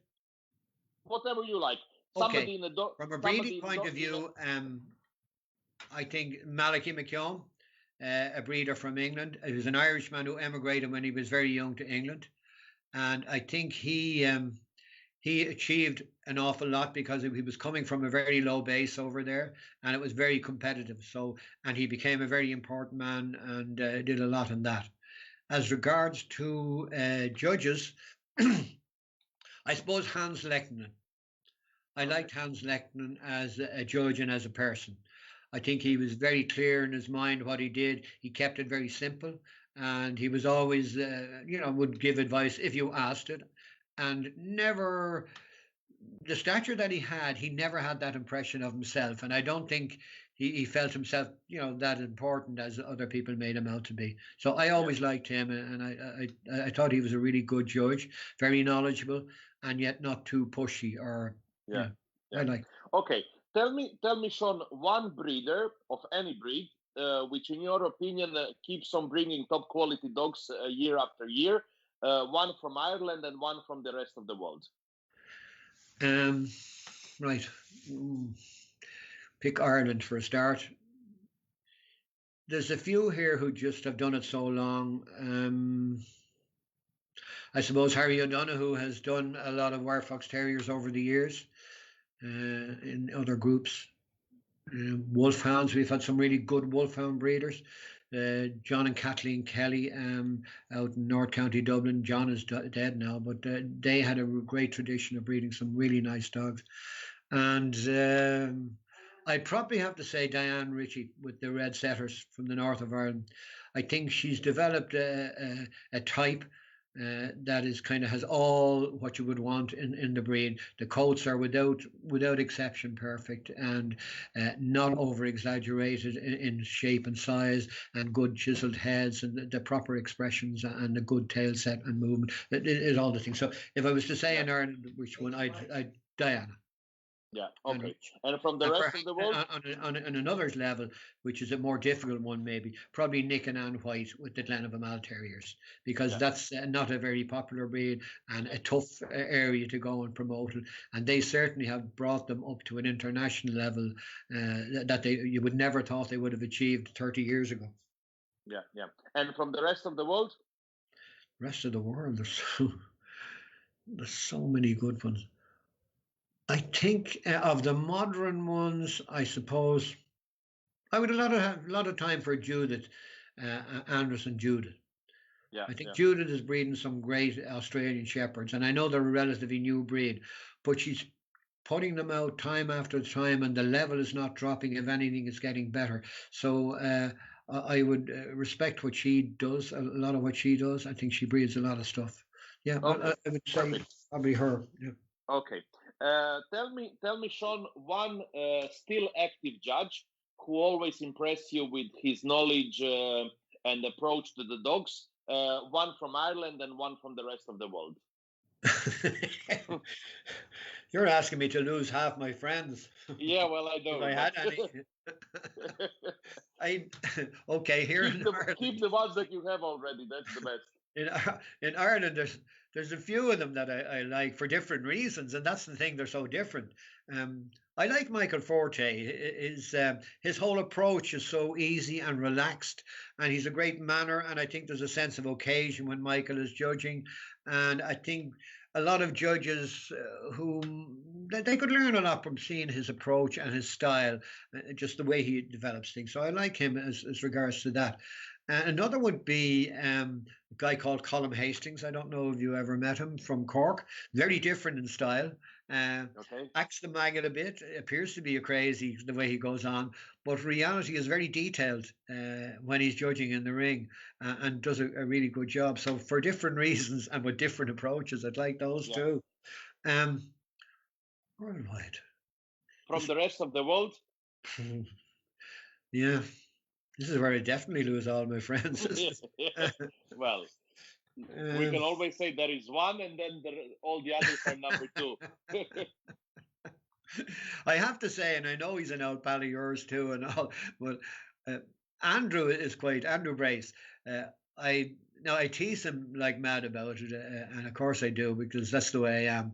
But when he's not too full of his own importance and trying to put up the pup best of breed, which he does so regularly, I think he is very knowledgeable and is a good judge, Yeah. But he's a sucker for aversion. Yeah, yeah. I'm sure he will enjoy your comment. Okay. Tell me, Sean, one dog that you judged and that you will never forget of any breed. Yeah, well, that feel that I mentioned is one that comes to my mind. Yeah, Okay. Yeah, there one is was enough. a smash poodle that I judged in Australia that I thought was exceptional. It was with Yeah, Simon Briggs at the time, yeah, and I thought it once again the poodles like just have to have ring presence and personality. If they don't, they're not a poodle. I mean, it's as yeah, simple as that. That yeah. breed, you have to see it. And this dog was exceptional. And Simon, he had that Freddy dog, the Siberian Husky, at the same show and the same time, and he had both of them in, and the two of them were both at an incredibly high level.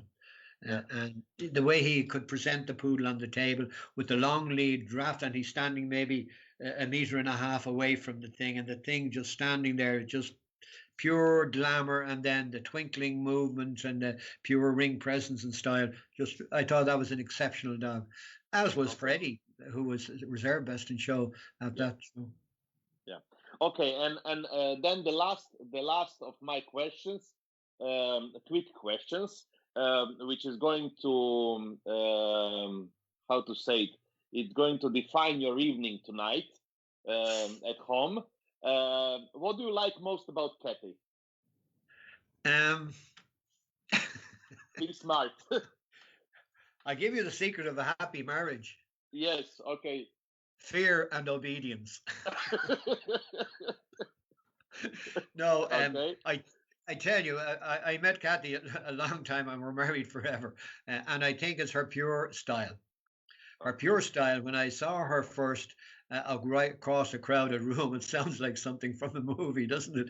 But actually, a pure style. Her smile. She reminded me a little bit. She had a hat on at that time, and reminded me of Gina Lalla Brigidana, an old-time Italian actress. Um, and she carries that style today, right up now, and always has it. And I think style will last forever, even in a dog. Yeah. Style will last forever, I Yeah. think, you know, Yeah. and that's it. It's Okay. enduring. I And yeah, think I it's think style. And her, the fact that she kind of is more aggressive than me. She says it as it is. She's quicker to yeah, she doesn't that's have good. patience that I would have, or political, Okay. whatever that I Yeah. have. Yeah. But she Okay. sometimes says an opposite to me, which is great. Yeah, absolutely. Okay, I think you will have a good evening after the interview. You will survive, I suppose. Yeah, Okay. you can't see her standing with the knife at my throat No, here. yeah, yeah. Like, what are you going to say? Be careful. Anyhow, now we have a few more questions by the end of the interview, and we have been speaking already 1 hour and 40 minutes, but the time is passing very quick with you, Sean. I want to read just a few comments. Hildebert Berthausen is saying, thanks for a great conversation, very enthusiastic judge, very informative show. Gunnar Durhus Hector says, you're such a pleasant person and judge. Gunnar Niemann is saying to you, Sean, you are my hero. I'm begging Holger to let me have a Rottweiler, but he keeps saying no. Anyhow, let let me ask you now a few more questions about other aspects of the dog world. My first question will be about the European Dog Show in Dublin in 2009. When you look back at it, how do you feel about it? When I what? When I When you judged it? look, no, when you look back at the whole Oh yeah, thing of a okay, European Dog Show, how yeah. do you feel about it? Well, first of all, I was very privileged that we got it, and I was I'm on record as thanking the members and the FCI and the European section for giving us that opportunity, because it was a great opportunity for us. Originally, the dog shows held by the Kennel Club when they started in the 1920s were in the RDS. So it was nearly an old ancestral home for us to go back to the Royal Dublin Society grounds for the European show, where we had it there.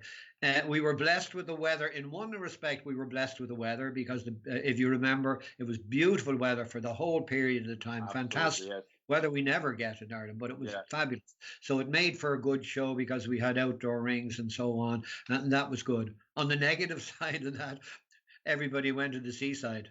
Nobody came to the dog show. Yeah. So we had no real gate. The general public who would normally have come to it, because of the fantastic weather, they kind of brought their children to the beach or Yeah. at the weekend rather than come to the show. So I have great memories of it. It was amazing for us to invite people and from all over Europe and some from America as well over to Ireland and to entertain them and have them at our dog show. It's a thing we never experienced before. Being an island, like, we really didn't have a concept of many foreign exhibitors, very few. So it was a great pleasure to have that. And we had, which was amazing, 3 coach loads from Moscow of the usual young girl handlers with every macho dog under the sun. You can, Helena, who does the dog Voyager. Yeah.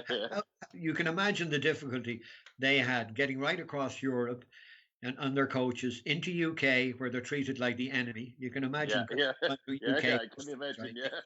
And then they got here with those dogs and all kinds of crazy dogs who were banned in England. The only trouble is the British authorities didn't know what they were, the dogs. Yeah. And you can imagine 20 maybe hysterical Russian ladies in your face, blah blah blah blah blah blah blah.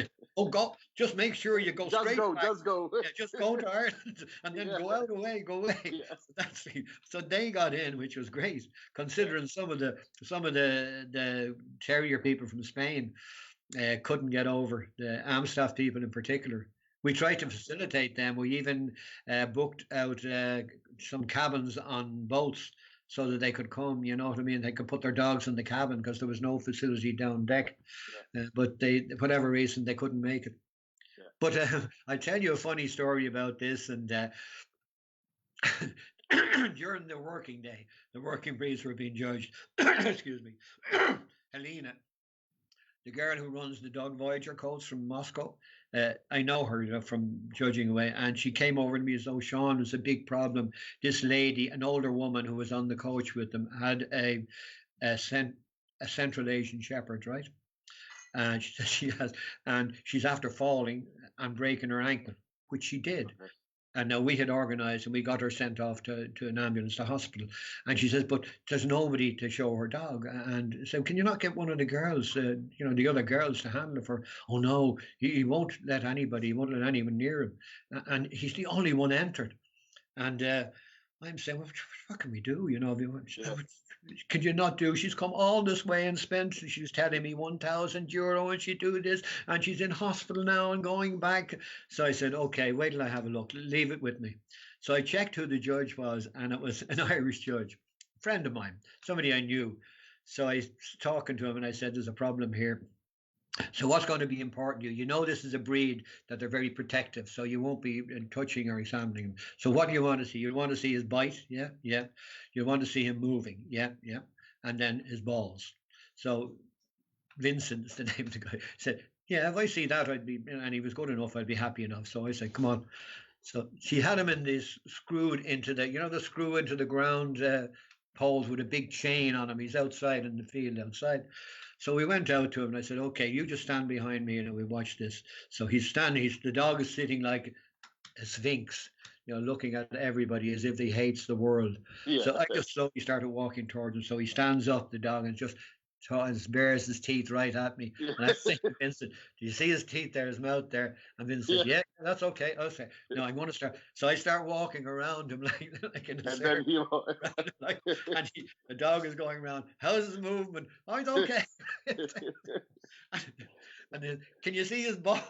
He says, hold on. Yeah, I can. Yeah. Okay. Will you give him a certificate? Yes. Okay. So the woman was happy. Yeah. Well, that's sometimes we need really time to try. About dog shows and people trying to understand and help and deal with a situation that looks kind of impossible. There's always a way. I think we have to always remember that there's always a way.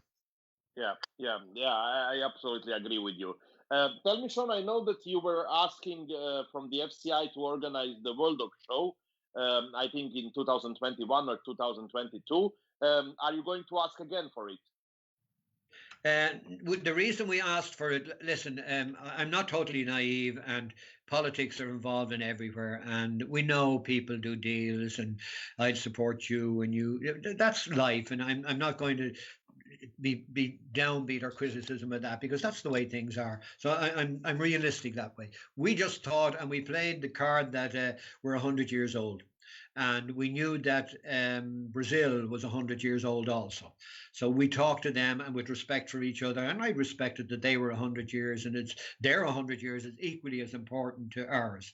And I was naive in a way that I thought that message would get across to the FCI General Assembly, and that was the message we were trying to say. Listen, kennel clubs are only 100 years old once, so, and we will support them in 22, and they would support us in 21, and that was kind of, and we made that public. There was no secret deal done or discreet handshakes. That was made clear in the hope that we could make that pitch to the General Assembly, and they would say, okay, yeah, they're 100 years, let them away with it. There'll be other years. So it didn't work out that way, and unfortunately, we lost out. So no, we no, because Okay. I'm not politically stupid. Yeah. Okay. It's gone. It's gone anyway for the next 4 or 5 years. Yeah. Yeah. I mean, Yeah. I'm not getting any younger. So. Yeah. Yeah. That happens also. But listen, we are in 22. We're 100 years old. Our kennel club is in 2022, so we will be putting on something significant and important, an international event, and maybe conferences for the Irish breeds or things like that. But we'll definitely put on a serious program for 22, and we might be coming back to the FCI looking for something special. Yeah. We have to think whatever something special is. Yes, the inventive. So, if you have any ideas, let me know. Well, yeah, I think if we can't get a world show, which we can't, obviously, and I wish the Czech Republic well with theirs in 21 and Brazil theirs in 22. But listen, we want something from the FCI. Yeah, for our 100 years. I hope that's going to happen. And if I get any idea, I will tell you. Anyhow, before we continue, let me read a few comments, because otherwise I lose them all. Brina Tomer is asking you, I'm interested in knowing why the coat of the soft-coated Wheaten Terriers is so different in the Americas than what I've seen in Europe. Well, if you understand what I was saying earlier on about the type of heavier coat and the poodle type coat and the Kerry Blue, I think the same principle applies here. It's very commercialized in US, and in general, the approach to breeds by the handlers over there is they want to win groups. There's bonus for groups. You get your picture in the magazines, and it becomes it's a rolling on, and it moves on, and it lifts the level of the dog up. So they want to, as I said before, movement and outline. Yeah. And if you have a natural coat on a Wheaten Terrier, it will hang loosely and will fall around the back and around the neck, and you will just see a neck and a back. Whereas if you kind of a heavier, fuller coat like they have in some of the English dogs and the American dogs, it means you can once again sculpture a line down on the back and reshape the dog over. And that's really why. It's not the only breed. I'm not boo-hooing just about the Wheaten Terrier, because believe you me, that's the way the Americans look at a breed. They look at a breed and they'll say, can we make this a group winner? And if they can't, they adjust their breeding accordingly to make sure it will win a group. And I know. That's a bit generalized. It's not far off. I'm going to read you a few more comments, and then I continue with a few more questions that are left. Mia Sandgren is saying, lovely description on Kathy. Send my love to the whole family. Miss you all. Great talk tonight. Aline Dumitrescu is saying, one amazing interview. Big congrats, Ante and Sean. Francesco is saying, Kathy is the boss. Jackie McKenzie is saying, great interview. Brings back fond memories of the time spent with yourself and Kathy last December in Perth. Karen Lynn saying, it's really nice to listen to you talking dogs. Željka Halper saying, great talk. So anyhow, still a lot of people are watching, and I hope it's going to continue like that till the end. I have a few more questions for you, Sean. I'm going to read one short comment that you made, which has been published all around internet at some point when we were all into this great discussion about the World Dog Show in China. You said, how can we change the attitudes of some sections of society in China? Is it by being aloof and ascending to the moral high ground in order to preach down, or is it by education and interacting with like-minded people in China who with international help and support may be able to lobby the authorities in China to effect real changes? I think the later. Do you still think the same about that? Absolutely. I firmly believe that. I think people seem to forget when we were coming out of the caves, banging stones together, trying to light fires. There was empires in China and dynasties over there. So they were a very advanced culture. Okay, the thing is full circle now, and we like to think that we're the kind of educated thing. You can only change from within. I think it's so easy now and then, the moral outrage, to put a boo-hoo up on Facebook and down with that sort of thing. But how are you going? Do you think that's going to change? First of all, Facebook's not allowed in China, so your boo-hoo and your criticism and your is not going anywhere. You're just talking to each other.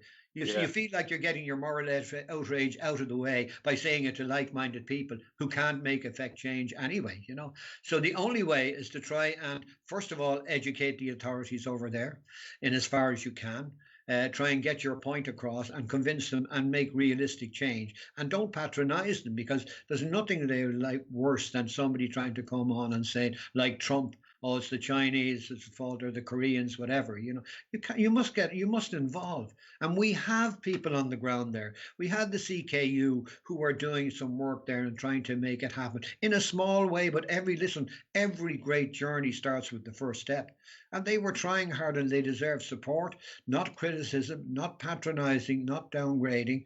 They should have a report. And we know at this stage that the minister now has taken dogs off the food list. They were originally known as stock animals, and they're not anymore. That's a great start.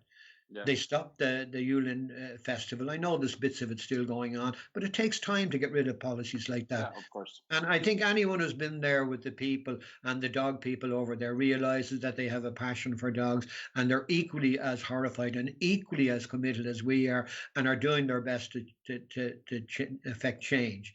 And if we think by ignoring these people and treating them like nothing, or not getting involved with them, is going to change anything, I don't think so. All it does is isolate them and make them less able to do the job that they can do for humanity and for canines worldwide. So I think we should really give them as much support as we can. And I took some hits myself over that attitude. I know. Locally, and I accept that.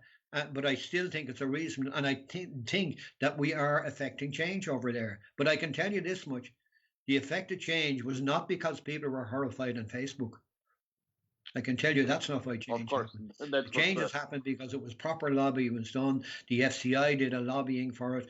I contacted the Chinese ambassador here to explain our position to it. So, and if other kennel clubs had done the same and done it in a structured and positive and helpful message and all that, it would have been affected quicker. But I think once it started, I think it's rolling now, and I think it's going to be clear in a couple of years' time. Yeah. Listen, we all have cultural things that we don't like. Of course. We all have fox hunting in UK, bullfighting, clubbing seals in Norway. There's all practices that maybe you wouldn't be happy enough about. But these times sometimes take change. Support the people who can make change within the country. That's what you can do. Yeah, I agree completely with you.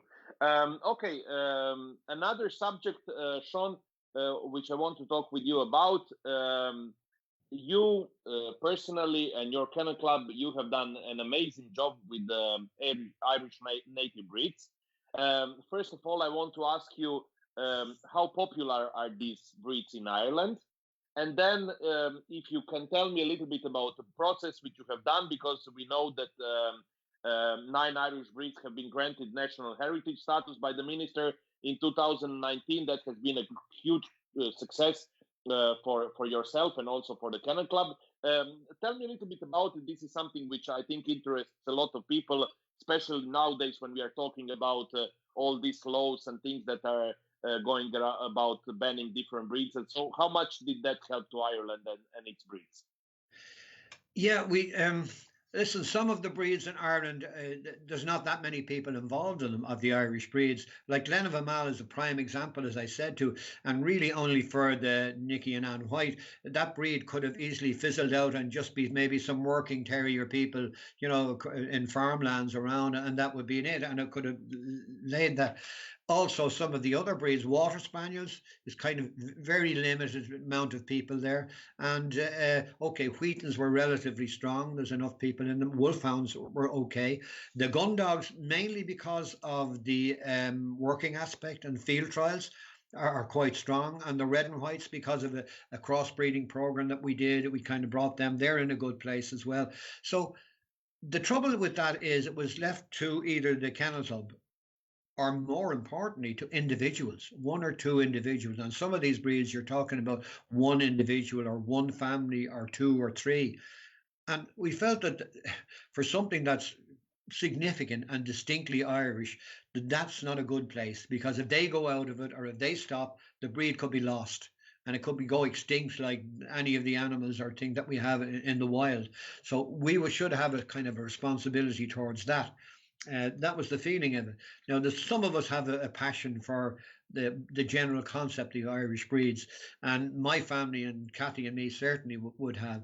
We were part of the Irish Breed Society, which is a society which is an umbrella group for the breeds of Irish origin, and we have our own championship show once a year, which is a very popular one, and that's the way it is.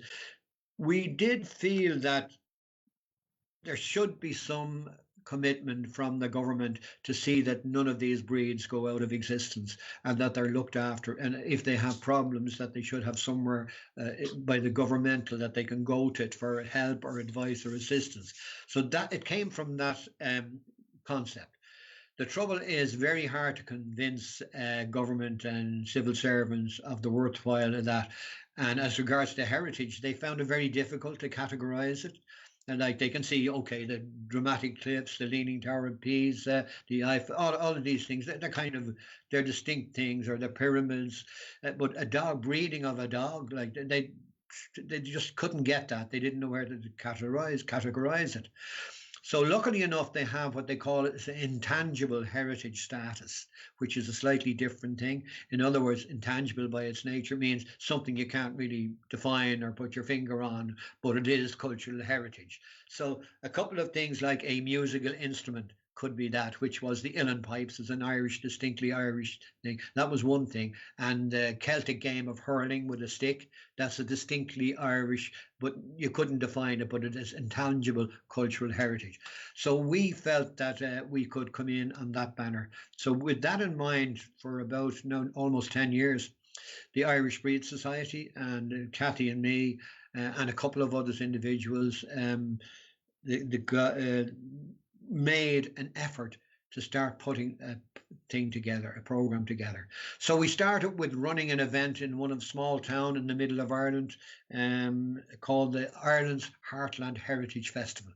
We did a parade down the main stream with characters in costume with the dogs, and we tied people in Irish history and Irish mythology, some of them true and factual, others a little bit inventive, right? Okay. But listen, why let the truth get in the way of a good story? Exactly. So we put them out with the thing and we promoted them as such. These are part of our heritage, integral part of our heritage, whether it is the High Chiefs of Ireland with the Wolfhounds, Michael Collins, the Patriot during the 1920s with the Kerry Blue, Grania Whale, the Pirate Queen with the Water Spaniels, the Flight of the Earls into Italy and thing with the Setters, the Reds and White. So we got a kind of background behind them, a story and a promotion bid behind each of those. And we came in with that concept and we said this is a definite part of our heritage, and it should not be left to individuals or to one club to kind of keep that together.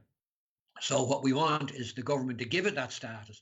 And that means not really that much. They're not going to throw money at us or anything like that. But if it was a case one of them or any of them or all of them got into trouble at any stage, they were going out of existence or there was a disease in them or something like that, that you could in reality come to government departments and officials and say, do you know what? We've got trouble here, we want help with you, and they would be duty bound to help you because they have to support the heritage and the culture and the thing. So that really was the concept behind it.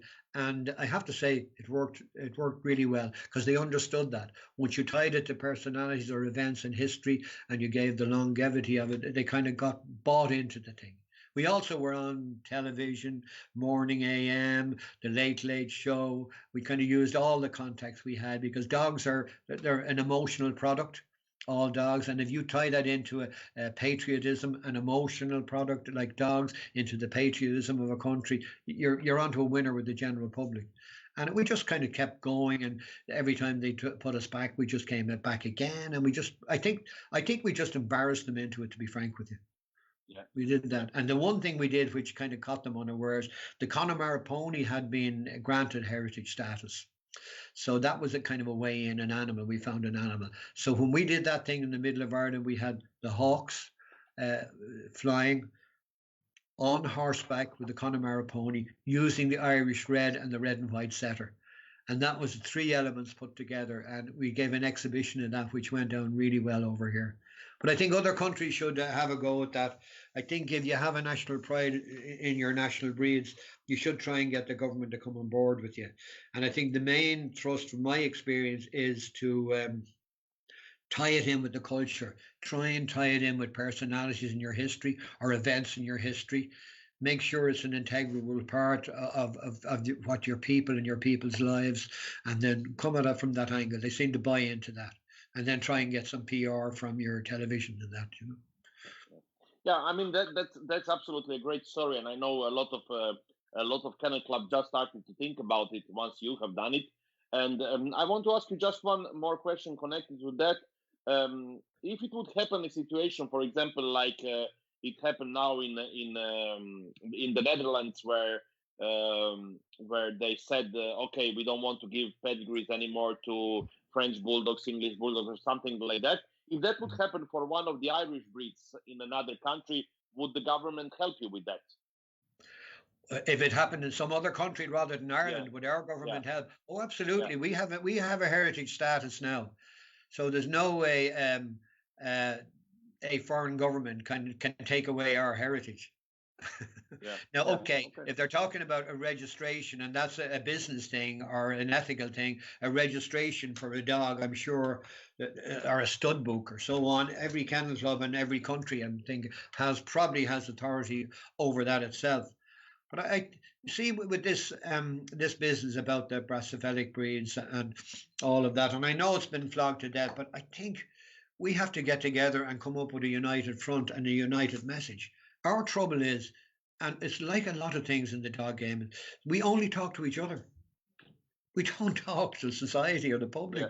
We're so busy eating videos, and we have presentations, and I give some myself, and we attend them, but we're only talking to each other. We're not getting our message out to the public, and we want to get in touch with veterinary associations and like-minded and laboratories and put a clear message together, and then be inventive in how we deliver it. Don't just deliver it in the usual thing. I know a politician and I'll speak to him. Make sure it's out there in the public. Do a bit of PR on it. Work with the Americans. That's one thing they're really great at, is PR. They're really good at that. And they do some great DVDs and videos on promotion of pedigree dogs. They really do. So we want to tap into that and not be just talking to each other. Tut, tut, tut. Isn't it terrible? You know? Yeah. I think that's really good what you said. And I mean, the work that you have done has been amazing.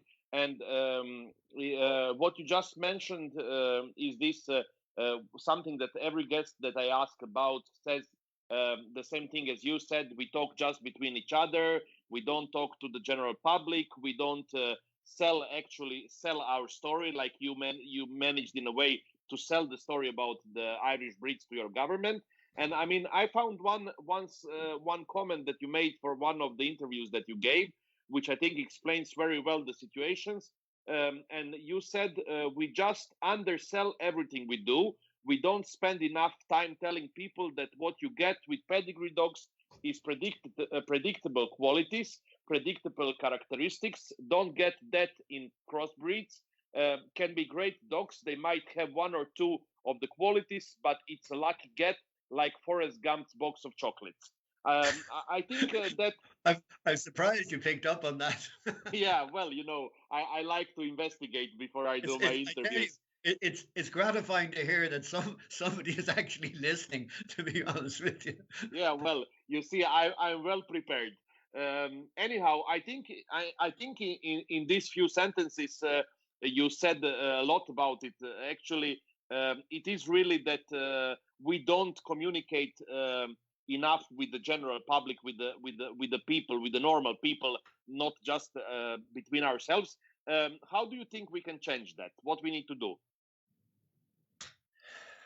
I think it's like everything. We have to get together and have, first of all, a clear message. I mean, there's no point in starting talking and saying we must go in there. You have to get a clear message. So that's what we have to do. Agree on the message and then agree on how we're going to deliver it. But Yeah. and we have to be inventive. There's no point in using the standard stuff. Younger people work at different levels nowadays. The communication has changed, and you must understand what they are and get the people that you think will promote your image. There's no point in me or older kind of administrators coming on and making speeches and doing seminars and webinars. You want to get people that they can relate to, and you get the younger people. It's easier that way. Older people are more settled, so we have to try and, if we could, try and pick stars that are interested in what we do in dog game, or get them on board, talk to them about it, ask them to promote, because that's where a lot of the crossbreeds are coming from. And a lot of the exaggerated breeds are because film stars are getting them and making them cool, and pop stars are. So the way we did, first of all, get a clear message, agree on that, what we have to get, spend some money promoting the message, target where you think might be most influential, and sell it to the public and involve the public in it. I mean, even at dog shows, we're not public friendly. We do it just, it's a sport. And I think Michael McCarthy, one of my friends here from Cork, said it's the only game he knows in the world that as soon as the whistle is blown, everyone is on a different side. Yeah. And it's true when you're exhibiting. True. Yeah. We don't get that. We don't invite the public. Go away from me. I'm getting my dog ready. Don't touch him. I've just prepared him, Yeah. We're not a welcoming community. We're so busy engrossed with each other. Yeah. We need to change. This is the thing. I think that's the that's the start of everything that we need to change. Anyhow, I have only two more questions left, and before that, I'm going to say that Eva Lunden said thank you for some great stories and good advice. Andrew Brace says the heritage exercise was a tremendous achievement that should be emulated by others. And Francesco says, agree. He says, I ask you some clever questions. Thank you, Francesco. I have really tried to do my best. Okay, one question for you, Sean. What would you suggest to the young people who want to become a part of the sport? Doesn't matter as breeders or professional handlers, judges, whatever. What would be your suggestion for them how to start in this sport? I think breed research. First of all, we assume they're going to have an interest in dogs for a start. That has to be a given. So we accept that it's people who likes dogs and they're wondering about our sport. I think pick a breed, go to it, take your time, go to some dog shows, have a look around, talk to people. See if there's a breed, because I think every one of us, when we started, there is a breed that caught our heart and hooked us. And once you were hooked in, once you have that, you're in. Yeah. And unfortunately, there's no going back. That's true. The first thing is go have a look at it, talk to people, learn about the characteristics, see a breed that you're drawn to, learn a little bit more about it, and ultimately get one yourself and start in at that level. And then take your time, see if it's for you. Don't be in a rush. Interact with people and listen. You might be one of the one of the 20% that just walk away after 3 years, or you might stay, who knows? But ultimately, people have to find their own reason for staying. Yeah, and of course. there is a big menu there for people who are involved in our sport for all different reasons. But listen, I can tell you that I have met so many interesting people in Ireland and worldwide, and people who have a love and a passion for dogs, and you've learned so much about from dogs too, and the talents that they have, and it's an amazing journey. I would, if I was to sit and talk to somebody, I know I could convince them to get in. Yeah, and I think the rest of us should give a little time to that. If you see somebody hanging around your ring who's not, you don't know, and they seem to be looking at the dogs and all that, try and engage with them and talk with them, because ultimately we have to give it to them. It's their future. Yeah. Tell me, Sean, this will be my last question for you tonight. I have really make you work hard for me, but I'm very happy that so many people were watching from the beginning till the end, and a lot of people were commenting and asking questions and complimenting you on your knowledge and your amazing sense of humor. And my last question for you would be, how do you see the future of the sport? What do you think will be happening in the next years? That's very it's very difficult to see, and I think it's developing at different rates and different levels, and certainly in different continents, and also in different countries. And I think it's a big challenge for the FCI how to involve all the different sections and the different cultures. I think that's a big challenge. I think a little bit more regional, because the problems are going to be more regional. Like South America is going to have different problems from Asia, Africa, and so on, and even some parts of Europe. The cultures are different. So I think a little bit more regional power and development should be allowed, rather than one size fits all, which we're kind of trying to roll out at the moment. Maybe a little bit relaxing of certain restrictions and some, depending on the situation in the area. As regards to the promoting it as a sport for young people, I would say be more welcoming. Have an idea. I think your show is a great example, even though it really is exhibitor orientated, and you already have them. But it's very good in that you react to the exhibitor, who is ultimately the customer. But I think on top of that, then we have an audience out there that we're not tapping into. So I think we must do a bit of PR image. We must present our shows that they're more attractive to the general public, whatever it takes to get them into the show. Because once you have them in there, then you can get your message across about your various breeds, and a Discover Dogs type of thing, fly ball, maybe dressed up obedience, even man work, like if you do it in the right way, something that will attract the people in. And when you have them in, then you can show them the other aspects of it, and they might get interested. So I mean, make it part of them. Make it, the circus comes to town. It should be. Yeah. It should be. Really. I agree with you. And okay, tell me in general, just when we look at the future, are you optimistic or pessimistic? I'm. Or maybe realistic.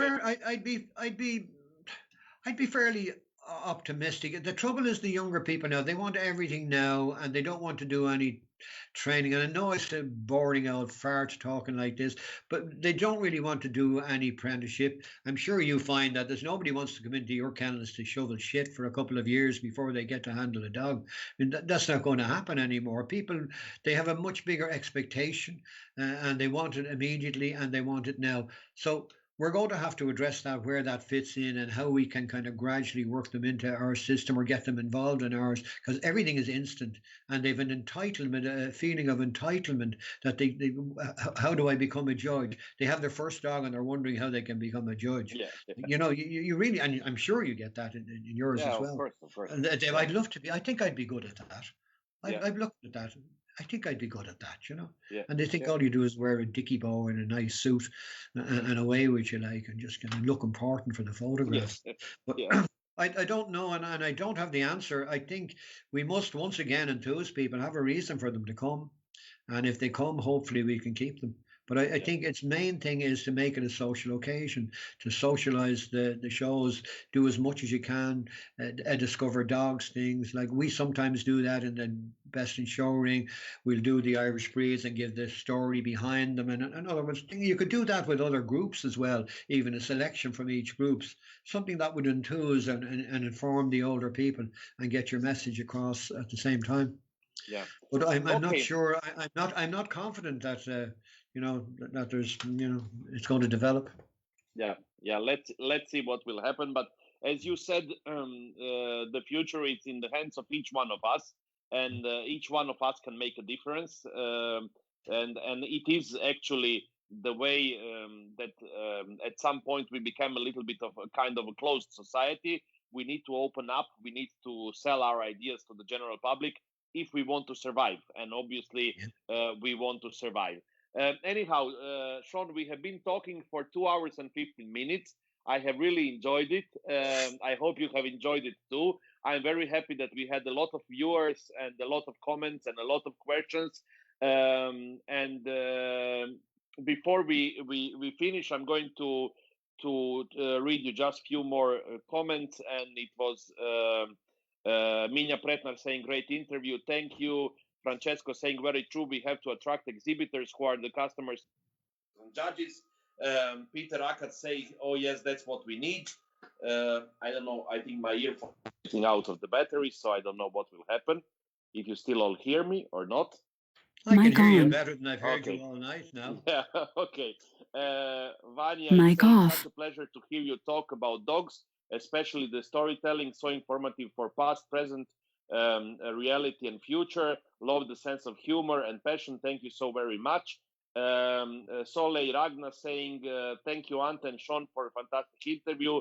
Sean's passion is captivating, which with his knowledge and humor made for such a fun, informative interview. I always look forward to talking dogs with Ante on Wednesday evening. So a lot of people were watching and a lot of people have enjoyed it. Before we finish this interview, first of all, I would like to ask you to give my love to Kathy, and I really hope we are going to see each other soon somewhere when all these crazy things let us live the normal lives again. And I want to ask you just the last thing, which I read that you have been a part of this big investigation or research about Jesus being Irish or Italian.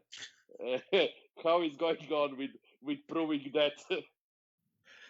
Well, I think just for those maybe who didn't see it, we were talking about we in Ireland have a theory that Jesus had to be either Irish or Italian because he didn't leave home till he was over 30. He used to hang around with his mates. He brought his own wine when they were on the beer, and he thought his mother was a virgin. Yeah. Okay. Anyhow, I saw that comment this morning, and it made me really laugh. So I wish you a lot of luck with confirming this new research. Sean, it was a great pleasure to have you, and it has been incredibly interesting and informative, and I really enjoyed every minute of it. Thank you so much. Give my love to Kathy and to your family, and I hope to see you all soon. Thank you also to all the viewers who were making comments and asking. I hope to see you all next Wednesday. Do you have something to say, Sean, for everybody who was watching? Do you know what I'll do just for a little bit of fun to finish it off? I mentioned earlier on in my start of my judging career was in this small hall full of people and all crazy terrier men and old fat women. But the working class men in Dublin all had very small houses or apartments, and it was a big thing to have a dog there and to go and show at these shows. So I wrote a little poem here, and I'm going to say it for you now about the experience of this guy. So the week has been long and everything's gone wrong, and the days seem to drag and go slow. It's then you start scheming and your mind starts dreaming about the dog show, the weekend and the show. So you get home at night and the dogs have had a fight, and your wife says, them dogs have to go. To her you must grovel, then out with your shovel. But remember, the weekend, the show. So you're down in the shed, all the others are in bed, with the young bitch that makes your heart glow. This one's a flyer, an honest-to-God tryer. You'll clean up the weekend at the show. So you get there on time, everything is going fine, set your gear up in a place that you know. With a young bitch, a true blue, and making her debut all the way, you just never know. So you get yourself ready and you get the big steady, and into the ring you both go. You them all to enhance her, and then some chancer gives you 3rd out of 3 at the show. Where the hell did they get them? I wonder who vets them. You've forgotten more than he'll ever know. The invoice you weren't heeding, he'll put up his own breeding. That's the last time that you'll ever show. So it's off to the bar, and you have an old jar, and at judges you have a good go. But the more pints that you've had makes you feel not all that bad. You'll show them next week at the show.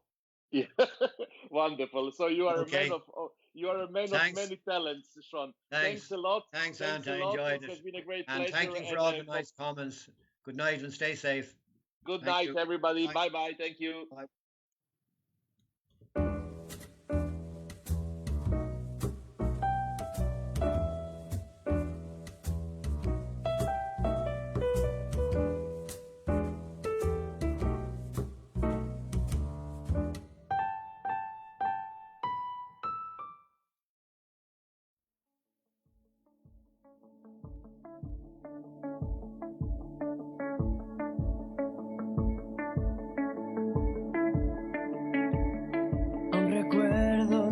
Disparo de calor,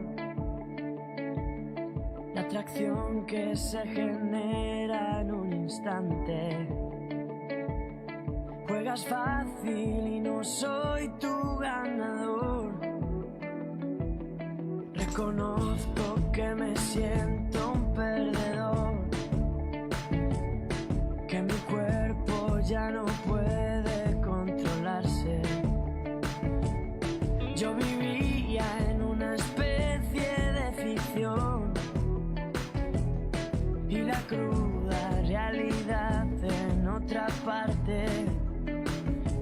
Hubiera jurado que no caería en tus manos. Sé que no debes